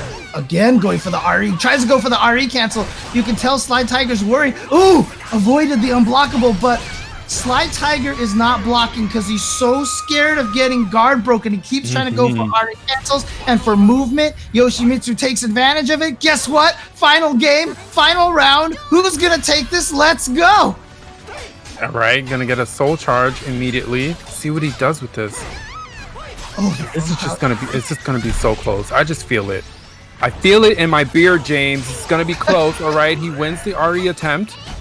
Yep, and look at this, just going in at him. Nice, but too far away. It looks like to get anything going. Interrupts, gets the stun, and here we go. Break, lethal hit. It's gonna be good damage because he's also got the wall combo as well. Goes for the reset. That was. Oh my god, you hate to see it end like this. Plus and there, you can't do anything about this. Oh, but the RE! Oh my gosh! Who's gonna... And SlyTiger. RE and SlyTiger is gonna take it on the RPS. Wow.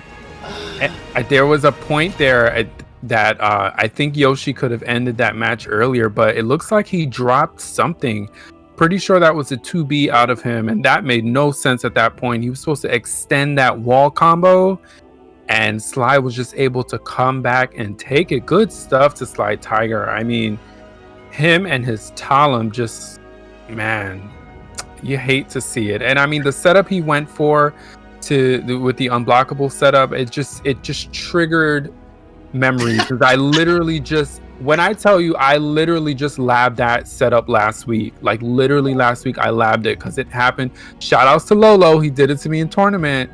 In the Boominati League, and I was like, there's got to be a way, and I was asking people like, how the hell? Shout out to Kanmai too, he helped me figure that setup out, and just to see it on screen, I was like, oh, that's gonna be it. How do you get away from that? What do you do? Don't roll, right? So the thing is, he can hold the unblockable charge, right? So he can let it go immediately, he can hold it.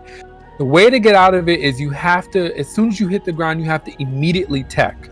You have to immediately ukemi, just immediately get up and then just start sidewalking. Because once he's in that stance, he has to hold it. You know what I mean? Like he can't cancel into a horizontal or anything.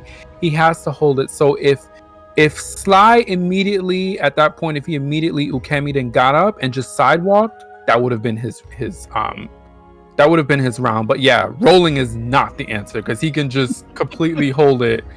I mean, oh, that was such a good match, man. Man. I've turned it slightly green here. So. What is going on? We getting invaded again? This is fun stuff here, but yeah, no, honestly, that was a nice match, a good match right there. And can you believe it came down to just an RPS right there at the end, just on the reversal edge? Everything came down to that. SlyTiger comes out victorious, is gonna move forward. Congratulations to him, nicely done. Yes, and again, both players have been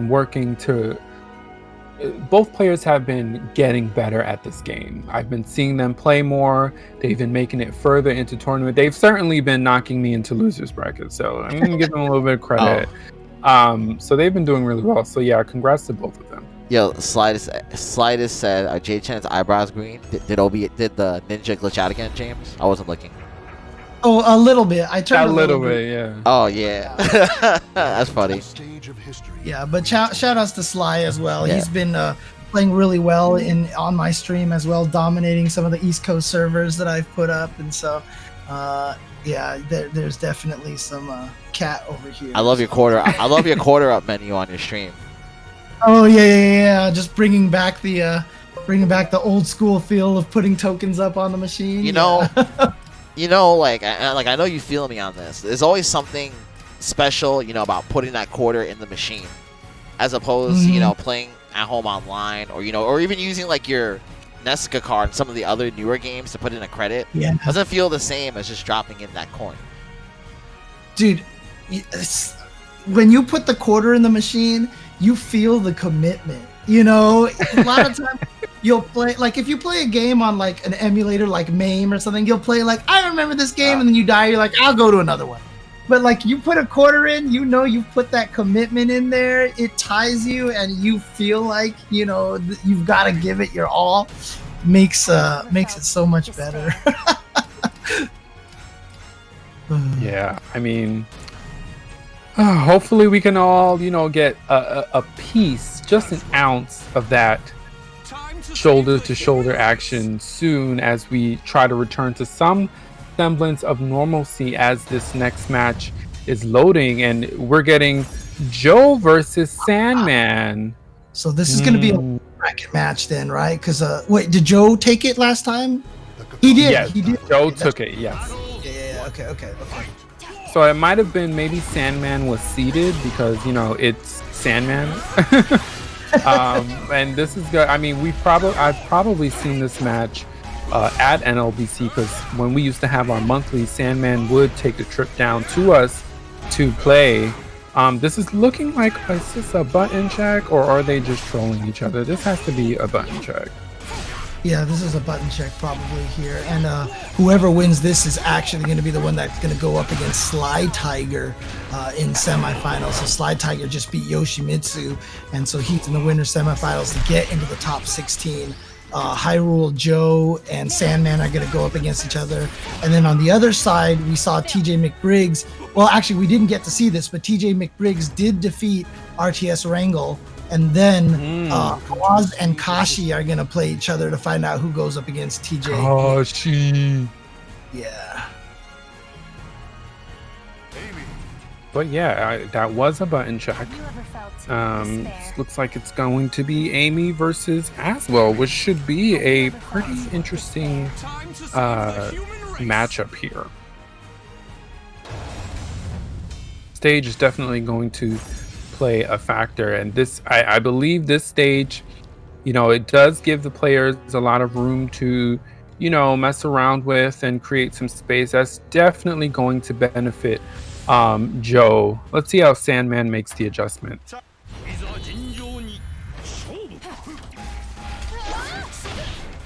All right. Going with the Azwel again, but as we talked about a little bit earlier with Amy, very, very, very strong character. But interestingly enough, Sandman going for the white roses right now. Look at this, 3 white roses already. When did I blink? When did that happen? What? I just, man, what is going on? Look at this, 1 and 3. So he's already halfway there to getting into to pink mode here, or purple, I should say. Yeah, purple. But you know, speaking of the roses, I mean, this has always been a conversation in the community. Like, a lot of Amy mains are really defined by which rose they opt to go for. And we're seeing Sandman, I guess, going to stack the white one first. He may be just heading for purple. Amy and with purple rose is just ridiculous. I mean, I don't even know why purple is a thing in this game. It's just out. It's just oppressive is what it is. Really oppressive. This gets the combo towards the wall. Gonna get the throw here as well. Gonna go for the back throw though. So we're gonna switch positions and then, you know what? Right back. And gets the wall splat as well. Nice. Thought he was gonna be a little too far away for that. Yeah, that's a lot of damage coming out of HyruleHerojoe, and opting to delay that Wild Rising B and then went for the horizontal. He knew Sandman has knowledge, because you know Sandman also plays Azwel, so he's gonna know a lot of the things that Joe's gonna want to go for. So nice on him for making that adjustment there. Alright. Gonna find that gap right there to activate the soul charge. Try to stave off the pressure, but look at that launch range right there. Nice. Oh, yep, getting out of there with that defensive move from Azwel. And this is gonna be is out. that a ring out? Oh, boy, he just got out of the ring. Oh, jeez. Sandman just got Azwelled. That's what that was. He just got Azwelled. There's no other way to describe it. He just got Azwelled. That's it. Into the second set here. Again, Sandman starting off with trying to stack these white roses. Goes for a grab. Oh, didn't trigger an RE event. I want that was weird, but gets the lethal hit. Let's see what it, definitely gonna push him to. No, that's gonna be out. Oh, yep. there it is. Yeah, gets the ring out. Okay. So Sandman taking round number 1. Oof. And there we go. Oh, but too far away for it to connect fully on the muscle buster. And here we go. Back to the wall. He's gonna get dumped again. Oh, man. Again, I mean, hashtag Azwel. You know, that's what that is. Dude, Azwel is like he's in the slam dunk contest. Off the backboard, alley-oop to himself, dunk out the ring. What is going on? Right, and Sandman just being a little bit defensive there. Went for a GI after that. Boom, this is going to be some damage.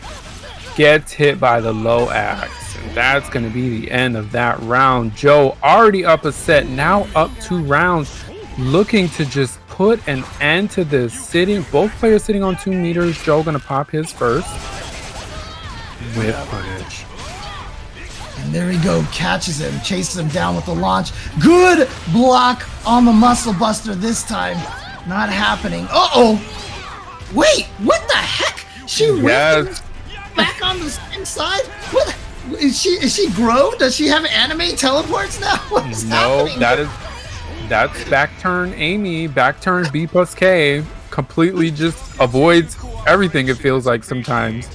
But yeah, when you have Amy back turn, sometimes when you see your opponent in back turn position, you just assume like, yeah, let me run in and turn on my offense.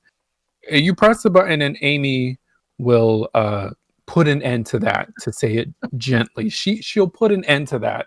And Joe, I mean, taking this 2-0 over Sandman, y'all are not sleeping on Joe, but that damn Joe, I'm telling you, from New York, of course.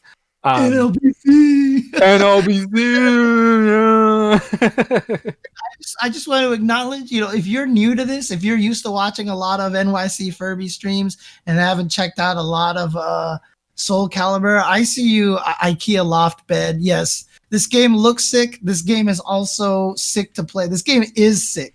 So, if you have a chance, definitely try to jump in here, learn this game, and have a great time with the rest of the Soul Calibur community. Again, I feel like that this game is so, I don't want to call it underrated, but like it more people should be playing this. It's slept on. It's slept on. It's slept. Definitely Yes, slept on. thank you. Very much slept on. That is, I think that is the correct word, is slept on. And again, I too wish that a lot more people would play this, but in the meantime, you know what I mean? This game, we Soul Calibur players waited a long time for Soul Calibur 6. There was a huge gap between 5 and 6. Yeah, so. the last time. Yeah. I remember the last Soul Calibur, I was working at MLG. That's how long ago it was. We waited a very long time It's like 2012. for this game. Didn't get made, right? Okubo had to really push for it, and they said if the sales were good, it was going to be the last Soul Calibur ever. And if I'm not mistaken, I was always told that this is the third highest selling Soul Calibur in the series. And, while there's been 6 games, so it's like, okay, it's not. I mean, the first 2 were Soul Calibur 1 and 2. Soul Calibur 2, which of course is the, everybody, it's like the super turbo of Soul Calibur. And then Soul Calibur 1, which was the first game that ever got a perfect 40 rating from Famitsu magazine or Gamist or whatever, whichever one it was in Japan. On the Dreamcast, I had like all the great one-player modes and everything like that. So, honestly, this being the third highest selling Soul Calibur is very telling. What's second and first? What's that? What's the second and first? Soul Calibur 1 and 2. Oh, okay. No surprise there. There's no surprise there. Yeah, exactly. Yeah. Exactly. Actually, no surprise. A lot of the old school Soul Calibur players, and again, remember, keep in mind, I'm new to this, right? And I've been wondering where I've been this whole entire time. Like, where has Soul Calibur been my whole entire life? But like, the old school players, I see a lot of them coming back and playing 6, and a lot of them have said this is their favorite one since 2, or their favorite one even over 2. Speaking of 2, it's really. Yeah, speaking of 2, and it's really balanced and everything. So yeah. Yep. Speaking of 2, we still got that dolphin community. So That's right. Yeah. And then on top of that, I think that why this one, you make a really good point. I think the reason why this one particularly strikes a chord is because I think between Soul Calibur 4 and 5 in terms of game mechanics and certainly character selection. I mean, Soul Calibur 5, I don't know. Anyways, between Soul Calibur 4 and 5, things really started to change. But Soul Calibur 6 feels like home. I still remember when they were announcing the characters that were going to be in, and you saw Talim pop up. I was like, oh my god, because Talim was absent from Soul Calibur 5 for some reason. So Soul Calibur 6 is definitely a return to the basics that made Soul Calibur like such a lovable game, particularly with the characters and how they're playing and stuff. Clive, I chat right now being like, can we please also eject Talim out of this game? Oh snap! Thanks so much for subscribing. Thank you so much to Alchemist for the subscription. Oh, by the way, Clive, I still want to see a Soul Calibur 4 tournament because there's not a lot of footage for that game. I just want to see the broken stuff with my own eyes. And I want to see Darth Vader. I want to see Darth Vader. Some of those players play Soul Calibur 6. Yeah. I mean, the only one that's coming to my head right now, Hilda was introduced in Soul Calibur 4. And like there was tears back then. There was tears. Yes. A lot of tears. So, I mean, like I said... she had the glitch? Was 4 the one, or was that 5 where she had the glitch that you could use the shortcut buttons to charge things and still attack with the B button? Wasn't that 4? I think that was 4. But you know, I think it was 4. I'm not sure, but I think it was 4. I mean, the community is gonna have to check me on that one. At that point, I wasn't really following it like that, but I do know, you know, some of the Soul Calibur 4 players are still kicking it.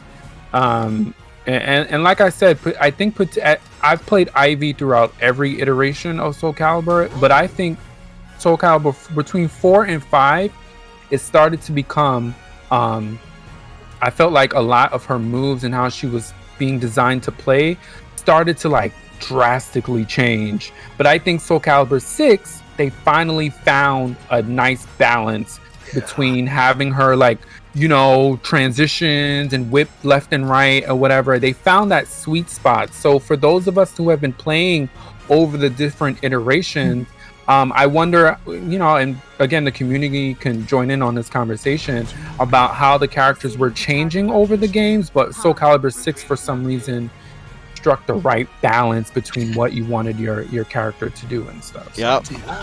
I'm with Nero on the chat, the Nero Catatonic. Let's bring back Link, man. I was watching. We had that Dolphin tournament, and you know it's on GameCube, so like Link was going ham, and it's so cool to see. It's actually so cool to see. Is he legal? Is he legal in the tournament? Yeah, because like you know what are you gonna do? You know. I thank you to Alchemist for donating $30 to the Matcherino as well. Oh.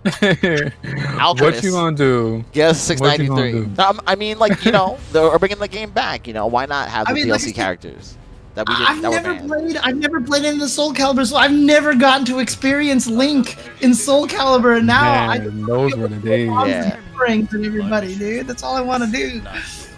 But yeah, speaking of some Soul Calibur, you know, speaking of guest characters, TJ coming off of that win against Linkorz, rocking the 2B versus Oz. Now, Oz is looking to continue the tradition of just pelting away with lows. Let's see how he does against TJ, because like I said, you know, we're going to have to get this in the t-shirt. 2B is going to 2B. So let's see how Oz deals with it.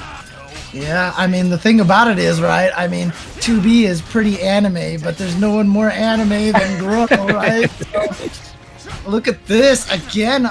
And you know, what's really impressive about the way that Oz plays is it really isn't about any sort of like big combo damage or, you know, crazy sequences set play. It's really about just poking little by little by little, and he gets Avenger low, and there you go. He's gonna take that round and starts the next with a lethal hit. And I mean, that's such a good point that you made, because that's what I was struggling with earlier is, you know, he's not going for any heavy 50-50, you know, mix up. He's just going for pokes that might hit. He's just going for pokes that he sees you're not really punishing, and he's just kicking you out just like that. Just like that, sending you right out the ring. Oh man, okay. So now TJMcBiggs sitting on a lot of meter, nice on the re-GI, and look at this. You see the lack of belief from Oz's side. He gets GI'd, and what does he do? He just attacks with a knee right afterwards. And you're not going to attack right away.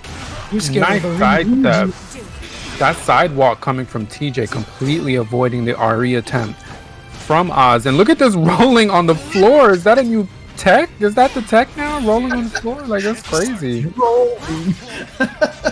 I mean, it worked. If it ain't broke, it worked. So, I mean, it works. What is going on here, dude? These guys are skating all over the place here. All right, picks him up. There we go. Should be able to finish the round off of that. There you go. TJMcBiggs getting on the board. 2-1. Definitely, and opting to start this round, how bold to go into that angular stance right there, that close to Oz. TJ feeling himself. See what he's gonna do here. All right, here we go. Aggression. You got to deal with the mix-up. Goes for the throw option here. So now gonna get extra hit. Tries to go fishing again. Not gonna happen. Low option.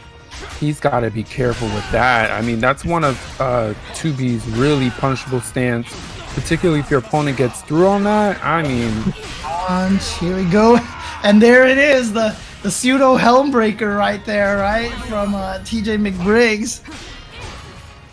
Right, and bring this down to a final round for the set. Big Papa Chunk donated 100. Thank you. Yo, Big Papa Junk, who's running the other stream as well. Yeah, make sure to check him out. Twitch.tv/Big Papa Chunk. Big Papa Chunk is paying us. Yo, Beardly here with 150. Ooh. Yo, we're almost at $1,000, guys. Yeah, and you know what? TJMcBiggs is like, I see that money. That's mine. He's going after that money right now. Because look at this. He's about to take this game here and catch him from the other side. Oh, man. That there was you go. such a good play from TJ to go into. I mean, he totally read that, you know, Oz was going to teleport somehow and do something. And for him to counter that way with, you know, some of 2B's air moves, wow. I mean, ooh, that was such a good read coming from TJ. He's on fire tonight. Oh, this evening. He's having an AoE attack. Look at this. GIs all day here. Knowing is half the battle here. And now, no aggression. No transition to aggression there. Right, you can tell he's kind of slowed Oz down a little bit. But again, as we've seen earlier, Oz not the one to really give up, opting to just put an end to that with the guard break into Avengers transition. As you can also see on the bottom of the screen, $968.31. So there you go. Right, soul charge. See what he does. The GI, unhand me, woman. No aggression stands for you today. And Necromaster donating $420 in cash. And there we go. Gets the knockdown. Juggles out of the air. And then a relaunch. Looks like a tech chase right there. Caught him trying to roll.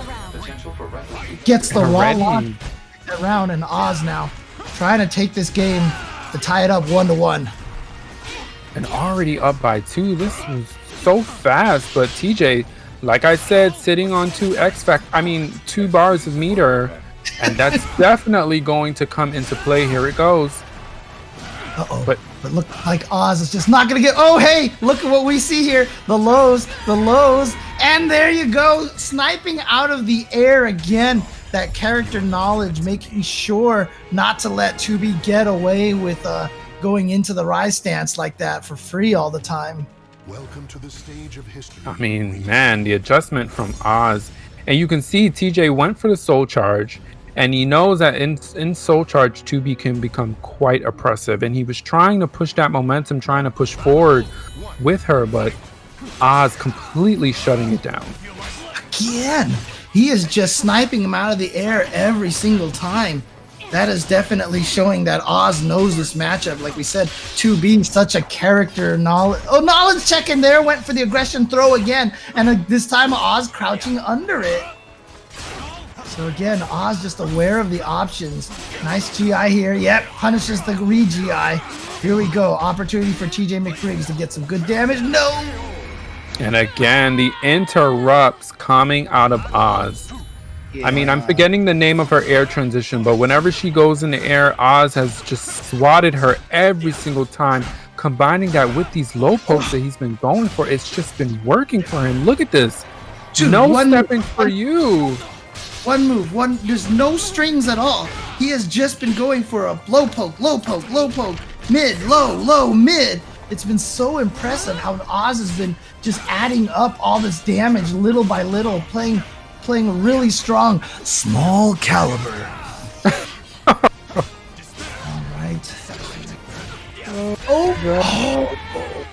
Faked the low measure and then went low anyway. Woo. Small caliber, it's paying off. It is paying off. And Oz is really running away with this. But again, TJ sitting on 2 bars, cannot count 2B out when she has meter. Absolutely not. But again, going for the low here, it gets blocked. Let's see what happens here. Again, there's that low poke string start right there. Oh, activation.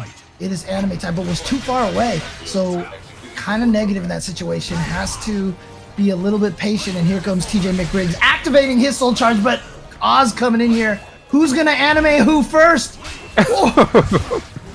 Nice side step, TJ. Yo, Side almost step. at 1,000. 987. Can we do it? Dude, $12.50. $12.50. Someone buy a hoodie, buy a t-shirt, 25. All of it goes in there. Here we go. TJMcBiggs with the huge life lead, but sniped out of the air again. Here we go, the low pokes, one after the other. Nice sidestep. TJMcBiggs getting a good read on Oz's pattern now. The pressure, punished. Yes, and you're seeing a lot more 2B shenanigans out of TJ, but he's going to have to soul charge and doesn't do it. There it is. That was going to make the comeback and take it 2-1. Yeah, I mean, that was his opportunity to really, he needed to soul charge. As soon as that A+B landed, I think if he soul charged, he would have been in a better position. I mean, not to necessarily win, but at least to create some space. That's the one thing about soul charge usage in this game. I mean, it's a really good get off me tool if your opponent doesn't read it. And given Oz's aggression, I don't think he would have read a soul charge. But unfortunately, TJ going down. Damn, man. Damn. After TJ having such a big win over Linkorz. Exactly. Remember, on the winner's side, he sent Linkorz the losers, then was able to defeat Wrangle, and now going down to Oz. So Oz is making it into the top 16 on winner's side. And I think we're going to have one last match here. I believe is going to be SlyTiger versus hyruleherojoe to see. Oh, wait, did we see them play already? We did see them play, didn't we? No, not those two. We saw Tiger versus Yoshi. Yeah, that's right. That's Joe right. versus someone else. Yeah, so this is going to be Tiger and Joe to be the other player to make it into top 16 on the winner's side. So yeah, Cheetos just put the bracket code in there. You can follow along at home at smash.gg as well. Follow along. And don't forget, Big Papa Chunk is streaming as well. He just donated $100. He paid us to do work. Put a donation of $100 into the pool over there. And so he's on the other stream. You can check out the B pools over there on his stream. And so Definitely. I'll just show you guys right now. Like, you know, they have JJJ and Partisan, you know. I think they're waiting for matches too at the moment, but, you know.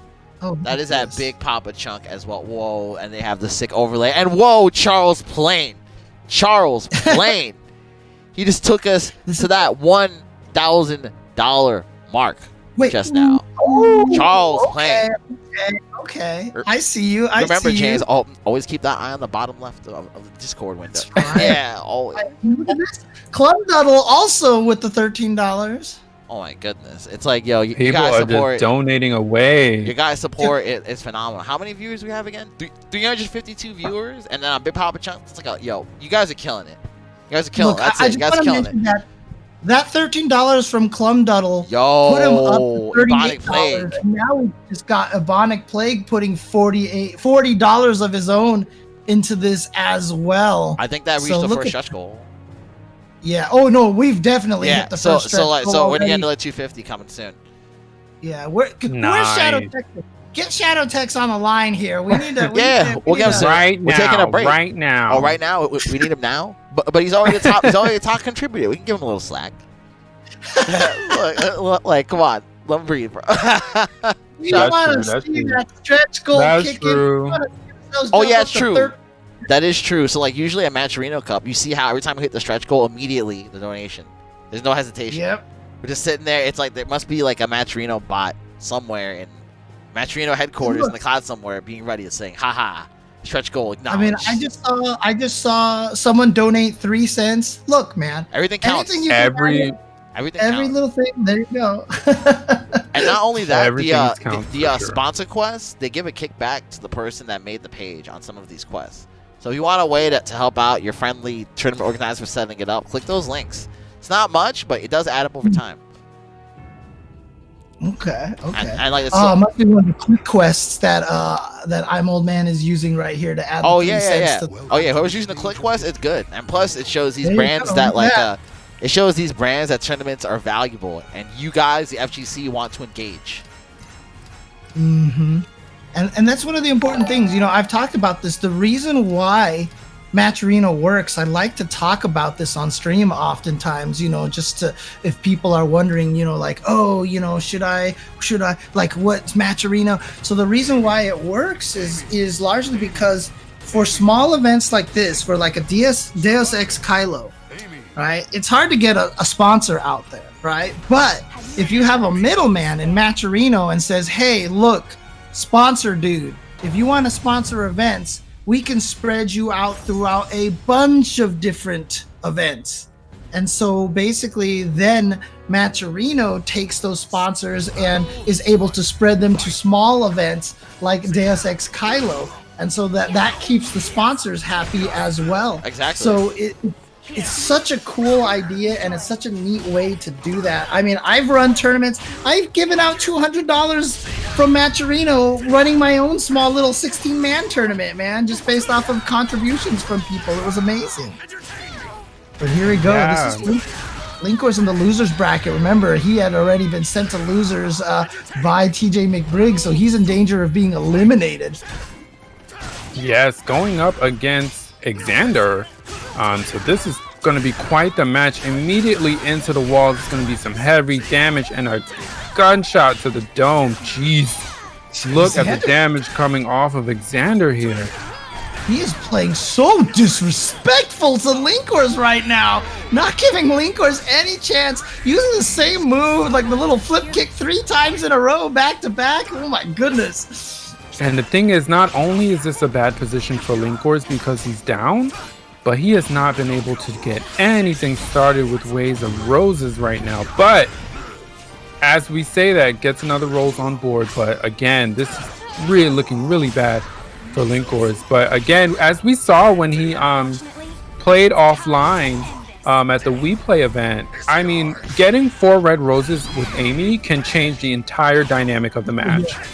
And that happened with him so many times. So if he's able to stack 1 more rose with Amy during this set, I wouldn't be surprised if he ended up winning it.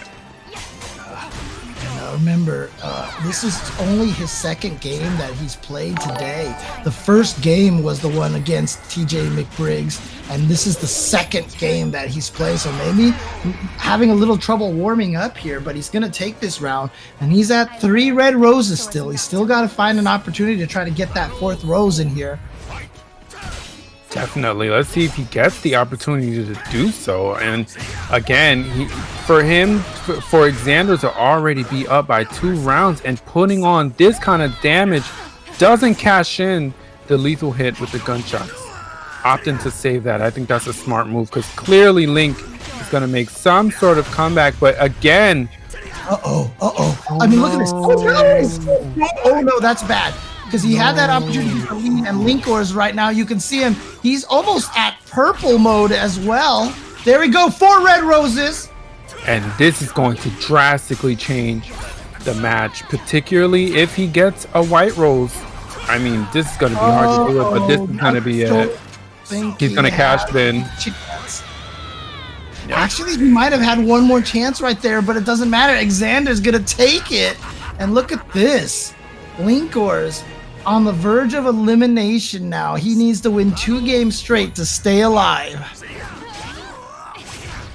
All right, opting to immediately go to try to stack these roses. I think that made such a difference during the last set. The fact that he wasn't able to really stack those resources like you need to. Amy is so dependent on that, particularly if you want to just play a solid aggressive game with her. You definitely need those roses on deck. But Linkorz is playing much better this time, opting to go for a little bit of small caliber, dodging in and out and stacking the roses when he can.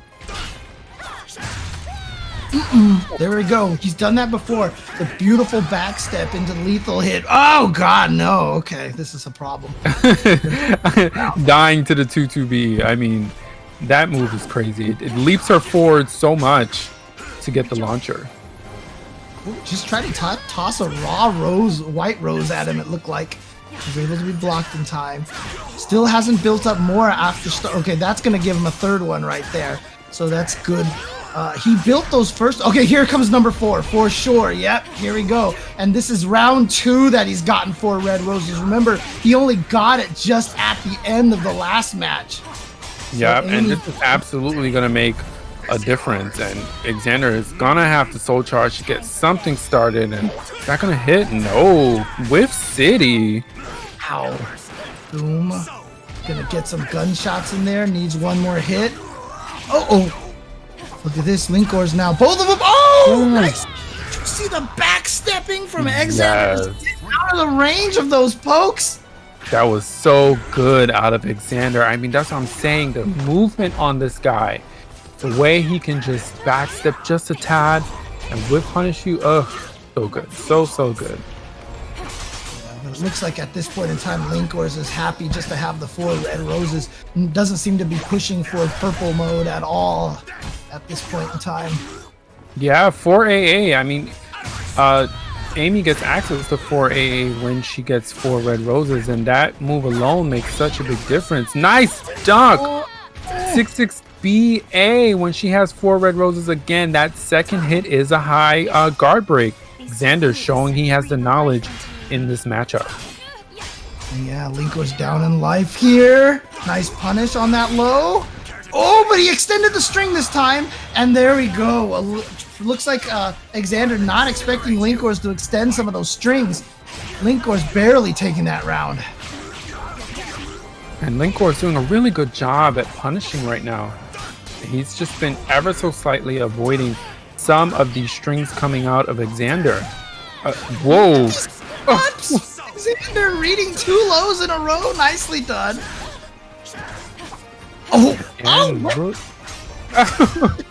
There's so much spaghetti happening. What is going on?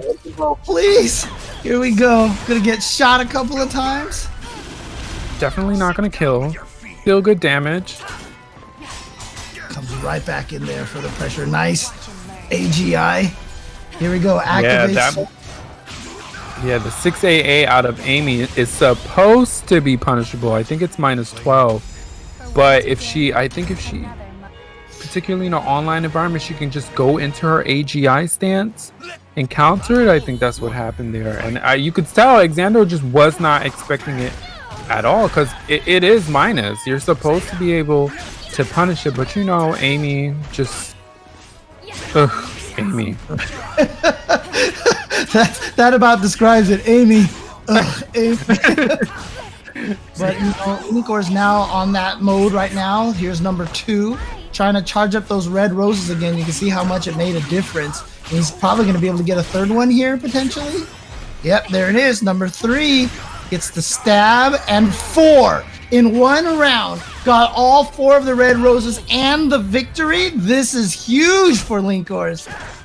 Absolutely. If you're able to stack those resources during the first round with Amy, it did drastically change. I mean, you literally just move differently, right? Your whole repertoire of like moves and transitions that she has, it really opens up, and you can kind of feel the momentum up. But there goes the momentum killer. Exander is definitely going to try to turn it up here. Let's get a soul charge. Soul charge, get away from the wall basically. After block, he immediately ran forward. Look at this. Bigly. Oh, he tried to call out. Oh no, it was too late. It was a little too early, but that was the right read. Linkorz just mistimed it. He takes the round anyway, though. Yeah, I mean, he had the right read, but man, that's the thing with the resist impacts are kind of tricky like that, particularly in an online environment. Like, it's so tricky, but good call. I mean, it shows Linkorz is really he's really reading Exander, but Exander coming with the momentum now. Yeah, There you go. Good round for Exander here. This is what he needs. He needs to get some of this momentum away from Linkorz, but Linkorz, you know, those resources last the whole game. He's got those 4 red roses still. Oh, nice sidestep, but didn't get the punish in time. And that's what and that's what caused him to lose his last match. Exander has the reads, he has the movement, he is avoiding, but there's just a disconnect on landing those punishes. Immediately gets, speaking of punish, just gets knocked out of the ring. Wow, final round between these two. Such a good set between these two. Boy, okay, here we go. Anything can happen here. It's just down to 1 round. Nice! Gets the whip punish and the soul attack. Gets the lethal hit. Oh man, this could probably be it right here. Unless Exander's got the comeback of all ages in him. He needs to not get hit at all by anything. Oh, look at the movement. Here we go. Here it starts. This is the beginning. And that low, you gotta watch your toes. Gotta watch your toes. It's just it's impossible. You know, you just have to guess at that point. Lower mid, and unfortunately for Exander, Linkorz went low. He was trying to move. He got clipped. And that means Exander, yes, remember that was a loser's bracket match. That means Exander is out of the one. That's so unfortunate. Because they're all so godlike. They deserve. I mean, you've seen Exander at the end of these events many times. That's just level of play that's going on today. You know, I really like. You know, what I really like, James. I really liked how some of the CPT events had 3 people, or Combo Breaker. Sorry, Combo Breaker had 3 people get out. That was dope. Oh yeah. That's actually dope. I like that a lot because like too many people, because like it's kind of a blow up because there's 3 good players in the bracket. Kind of should all get out. You also get a lot of run backs in the losers finals, and so the 3 out kind of prevents that from happening as often, which is actually kind of cool. But just to give you guys an update, again, Oz is out on the winner side into top 16. SlyTiger, the other player on this pool A1 right here, out on winner's side. And then I guess I made a mistake. It was TJMcBiggs. I'm sorry, Big Papa Chunk is running pool A2, right? Is that what he's running right now? Yeah, I believe so. Okay, we're on A1. Yeah, I said B, so that was my mistake. Yeah, so he's on A2 over there. Then over here on the loser side of the bracket, Legit and hyruleherojoe are going to go up to get out on loser side in the top 16. And then it will be the rematch of TJMcBiggs versus Linkorz. Ooh. TJMcBiggs. Can you imagine? Linkorz came into this tournament, and because of DQs, he fought TJMcBiggs, then he fought Exander, and then he has to fight TJMcBiggs. Oh no, he fought Yoshimitsu. He fought Yoshimitsu 6 in there as well. Okay. I mean, the run back, that's all we can kind of say about it. Yeah, absolutely. But yeah, guys, I guess isn't this break time for us? I believe. Isn't it? I think so. I think that was the last match. Yeah, that's what I was just trying to. I think that was the last match. Yeah. Okay, so we're not gonna run 2 losers bracket matches here. Let me double check. Okay.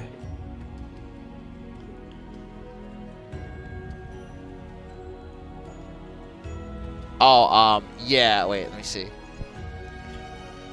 Oh, he said that it's going on. It's ongoing off stream, so you guys can take a break if you want. Oh, okay. So those 2 matches are already playing off stream. I mean, like, I can technically stream it. I just need the link. Let's see if I can find it. Oh, that's right. Yeah. Because we're on Parsec. Yeah. We can just jump to the machine that they're playing on right now. Station 100, Station 101. Tell me which one. Station 101 is McBiggs and Linkorz. I'd love to see that run back and see if Linkorz is can get this run back against McBiggs, or if McBiggs can. I'll try to put it up on stream. Sorry for your speakers. I just opened it and like the audio was like, psh, but you can't hear. But you can't hear it. All right, I'll get it on in a sec, guys. Just be patient while I screen cap that.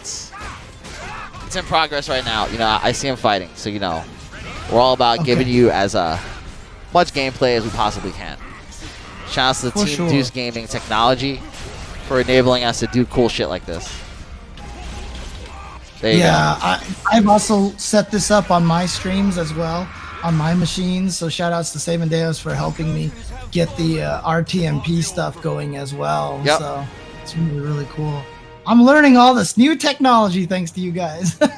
Yeah, so now it's like old man works with Cloud, doesn't yell at Cloud. Yeah. He becomes the Cloud. Nice. I like that. All right.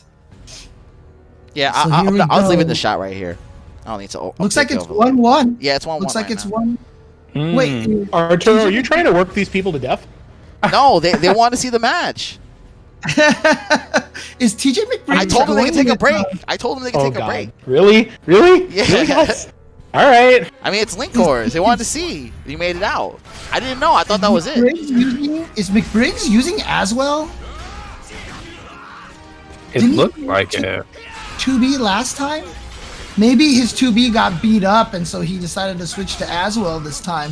If that is indeed what is going on over here. Or this may just be a matchup thing. Maybe he wants to run Azwel versus, I don't know. But if that Linkorz is going to run with this, if it's an Azwel, I think he should have just stuck with 2B. Yeah, it's interesting because that's what he won with, right? That's what he won with before. And now it looks like he's going with something done. Oh, this is Hyrule versus Legit is what I'm being told right now. Oh my! This isn't even the match. Yeah, this is the other match. So this is Hyrule Hero Joe going up against Legit right now. No, they didn't run. They didn't do this match earlier. It's like the names and the characters just start blending together after a while. That's what happened. You know, it's funny. We're analyzing and commentating all these matches, but it's just hard to remember what we've seen a lot of the times. It's crazy. Absolutely. Oh! There we go. Looks like Hyrule Hero Joe with the Azwel and Legit with the Siegfried is what we have over here. So this is again to get out onto top 16 on the loser side. Nice. Ooh, Wall out of there. Out. Yep, out. Absolutely out. All right. Now, Legit at match point to get into top 16. Ooh, mix up. Yeah, the mid. But nice. Again, that defensive option, but if I'm not mistaken, leaves him into none of the weapon modes. So he has to re-enter one. Nice. Gets him with the flapjack.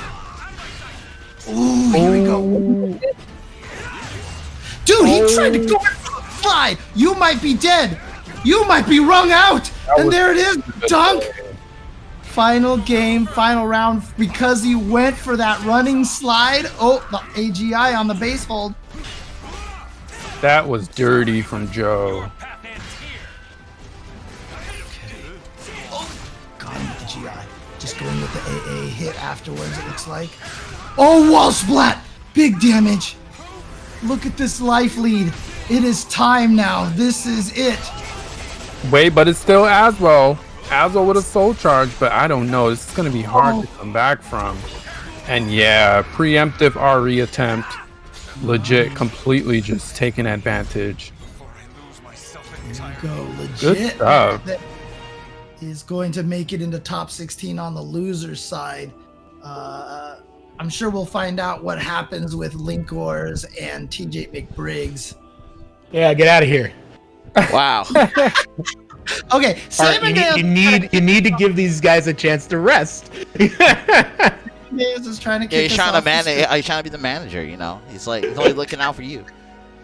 That's fair. But thanks, guys, for tuning in. We'll have more action. Say hello to Jasmine over here. Hi. Oh, she does not want to be. Since you're bringing out pets, this is Ivy. I love her. Trying to match her energy. But yeah, you guys, thank you so much. I believe I'm going to be, after when we come back, I'm going to be on Papa Chunk's stream. Yep. Yeah. But if I I won't don't be see it, Yeah, I won't be back until Hockey. tomorrow And for Sydney commentary. smashing on but, those commercials, using an I-10 again, privilege really that happy to Young be able won't- to help with Soul Calibur commentary. Thank you to Save and Deus for having me back here to do commentary. Always happy to be a part of Soul Calibur and to keep supporting the game. So there you go. Absolutely, and it's been such a pleasure to commentate with you, of course. So yeah, I guess we are going to take a break, and Yep. I will, we'll see James tomorrow. You guys will see me on Papa Chunk's channel. Yay. All right, cool. Thank you, James. Thank you, Clive. You guys are the best. Catch y'all later. Bye. All right, laters. All right, guys. In the meantime, I'm gonna have some Deus Ex Caelo 1 footage, for you guys. Oh, nice. Great use of So that's video. something to watch. Yeah, you guys can like Totally just dunk hang those on to camera these tabs. situations like Oh that. yeah, so I can delete them. Or Soul Right? Charge. Yeah, can you switch to the CE and I-12. Which shot you want me to The, switch to? Amazing. just the static? the scene that doesn't have the commentators on it? Oh yeah. Backing it up. Okay. That would be nice. nice. We're gonna be popping them off. Yeah. Yeah, and at tip range it's unpunishable as well, so definitely a solid move when used correctly. Oh, frame trapping. With the That stinger, bro. It's only -2 on blocks. That Bro, that And you're stinger. gonna have to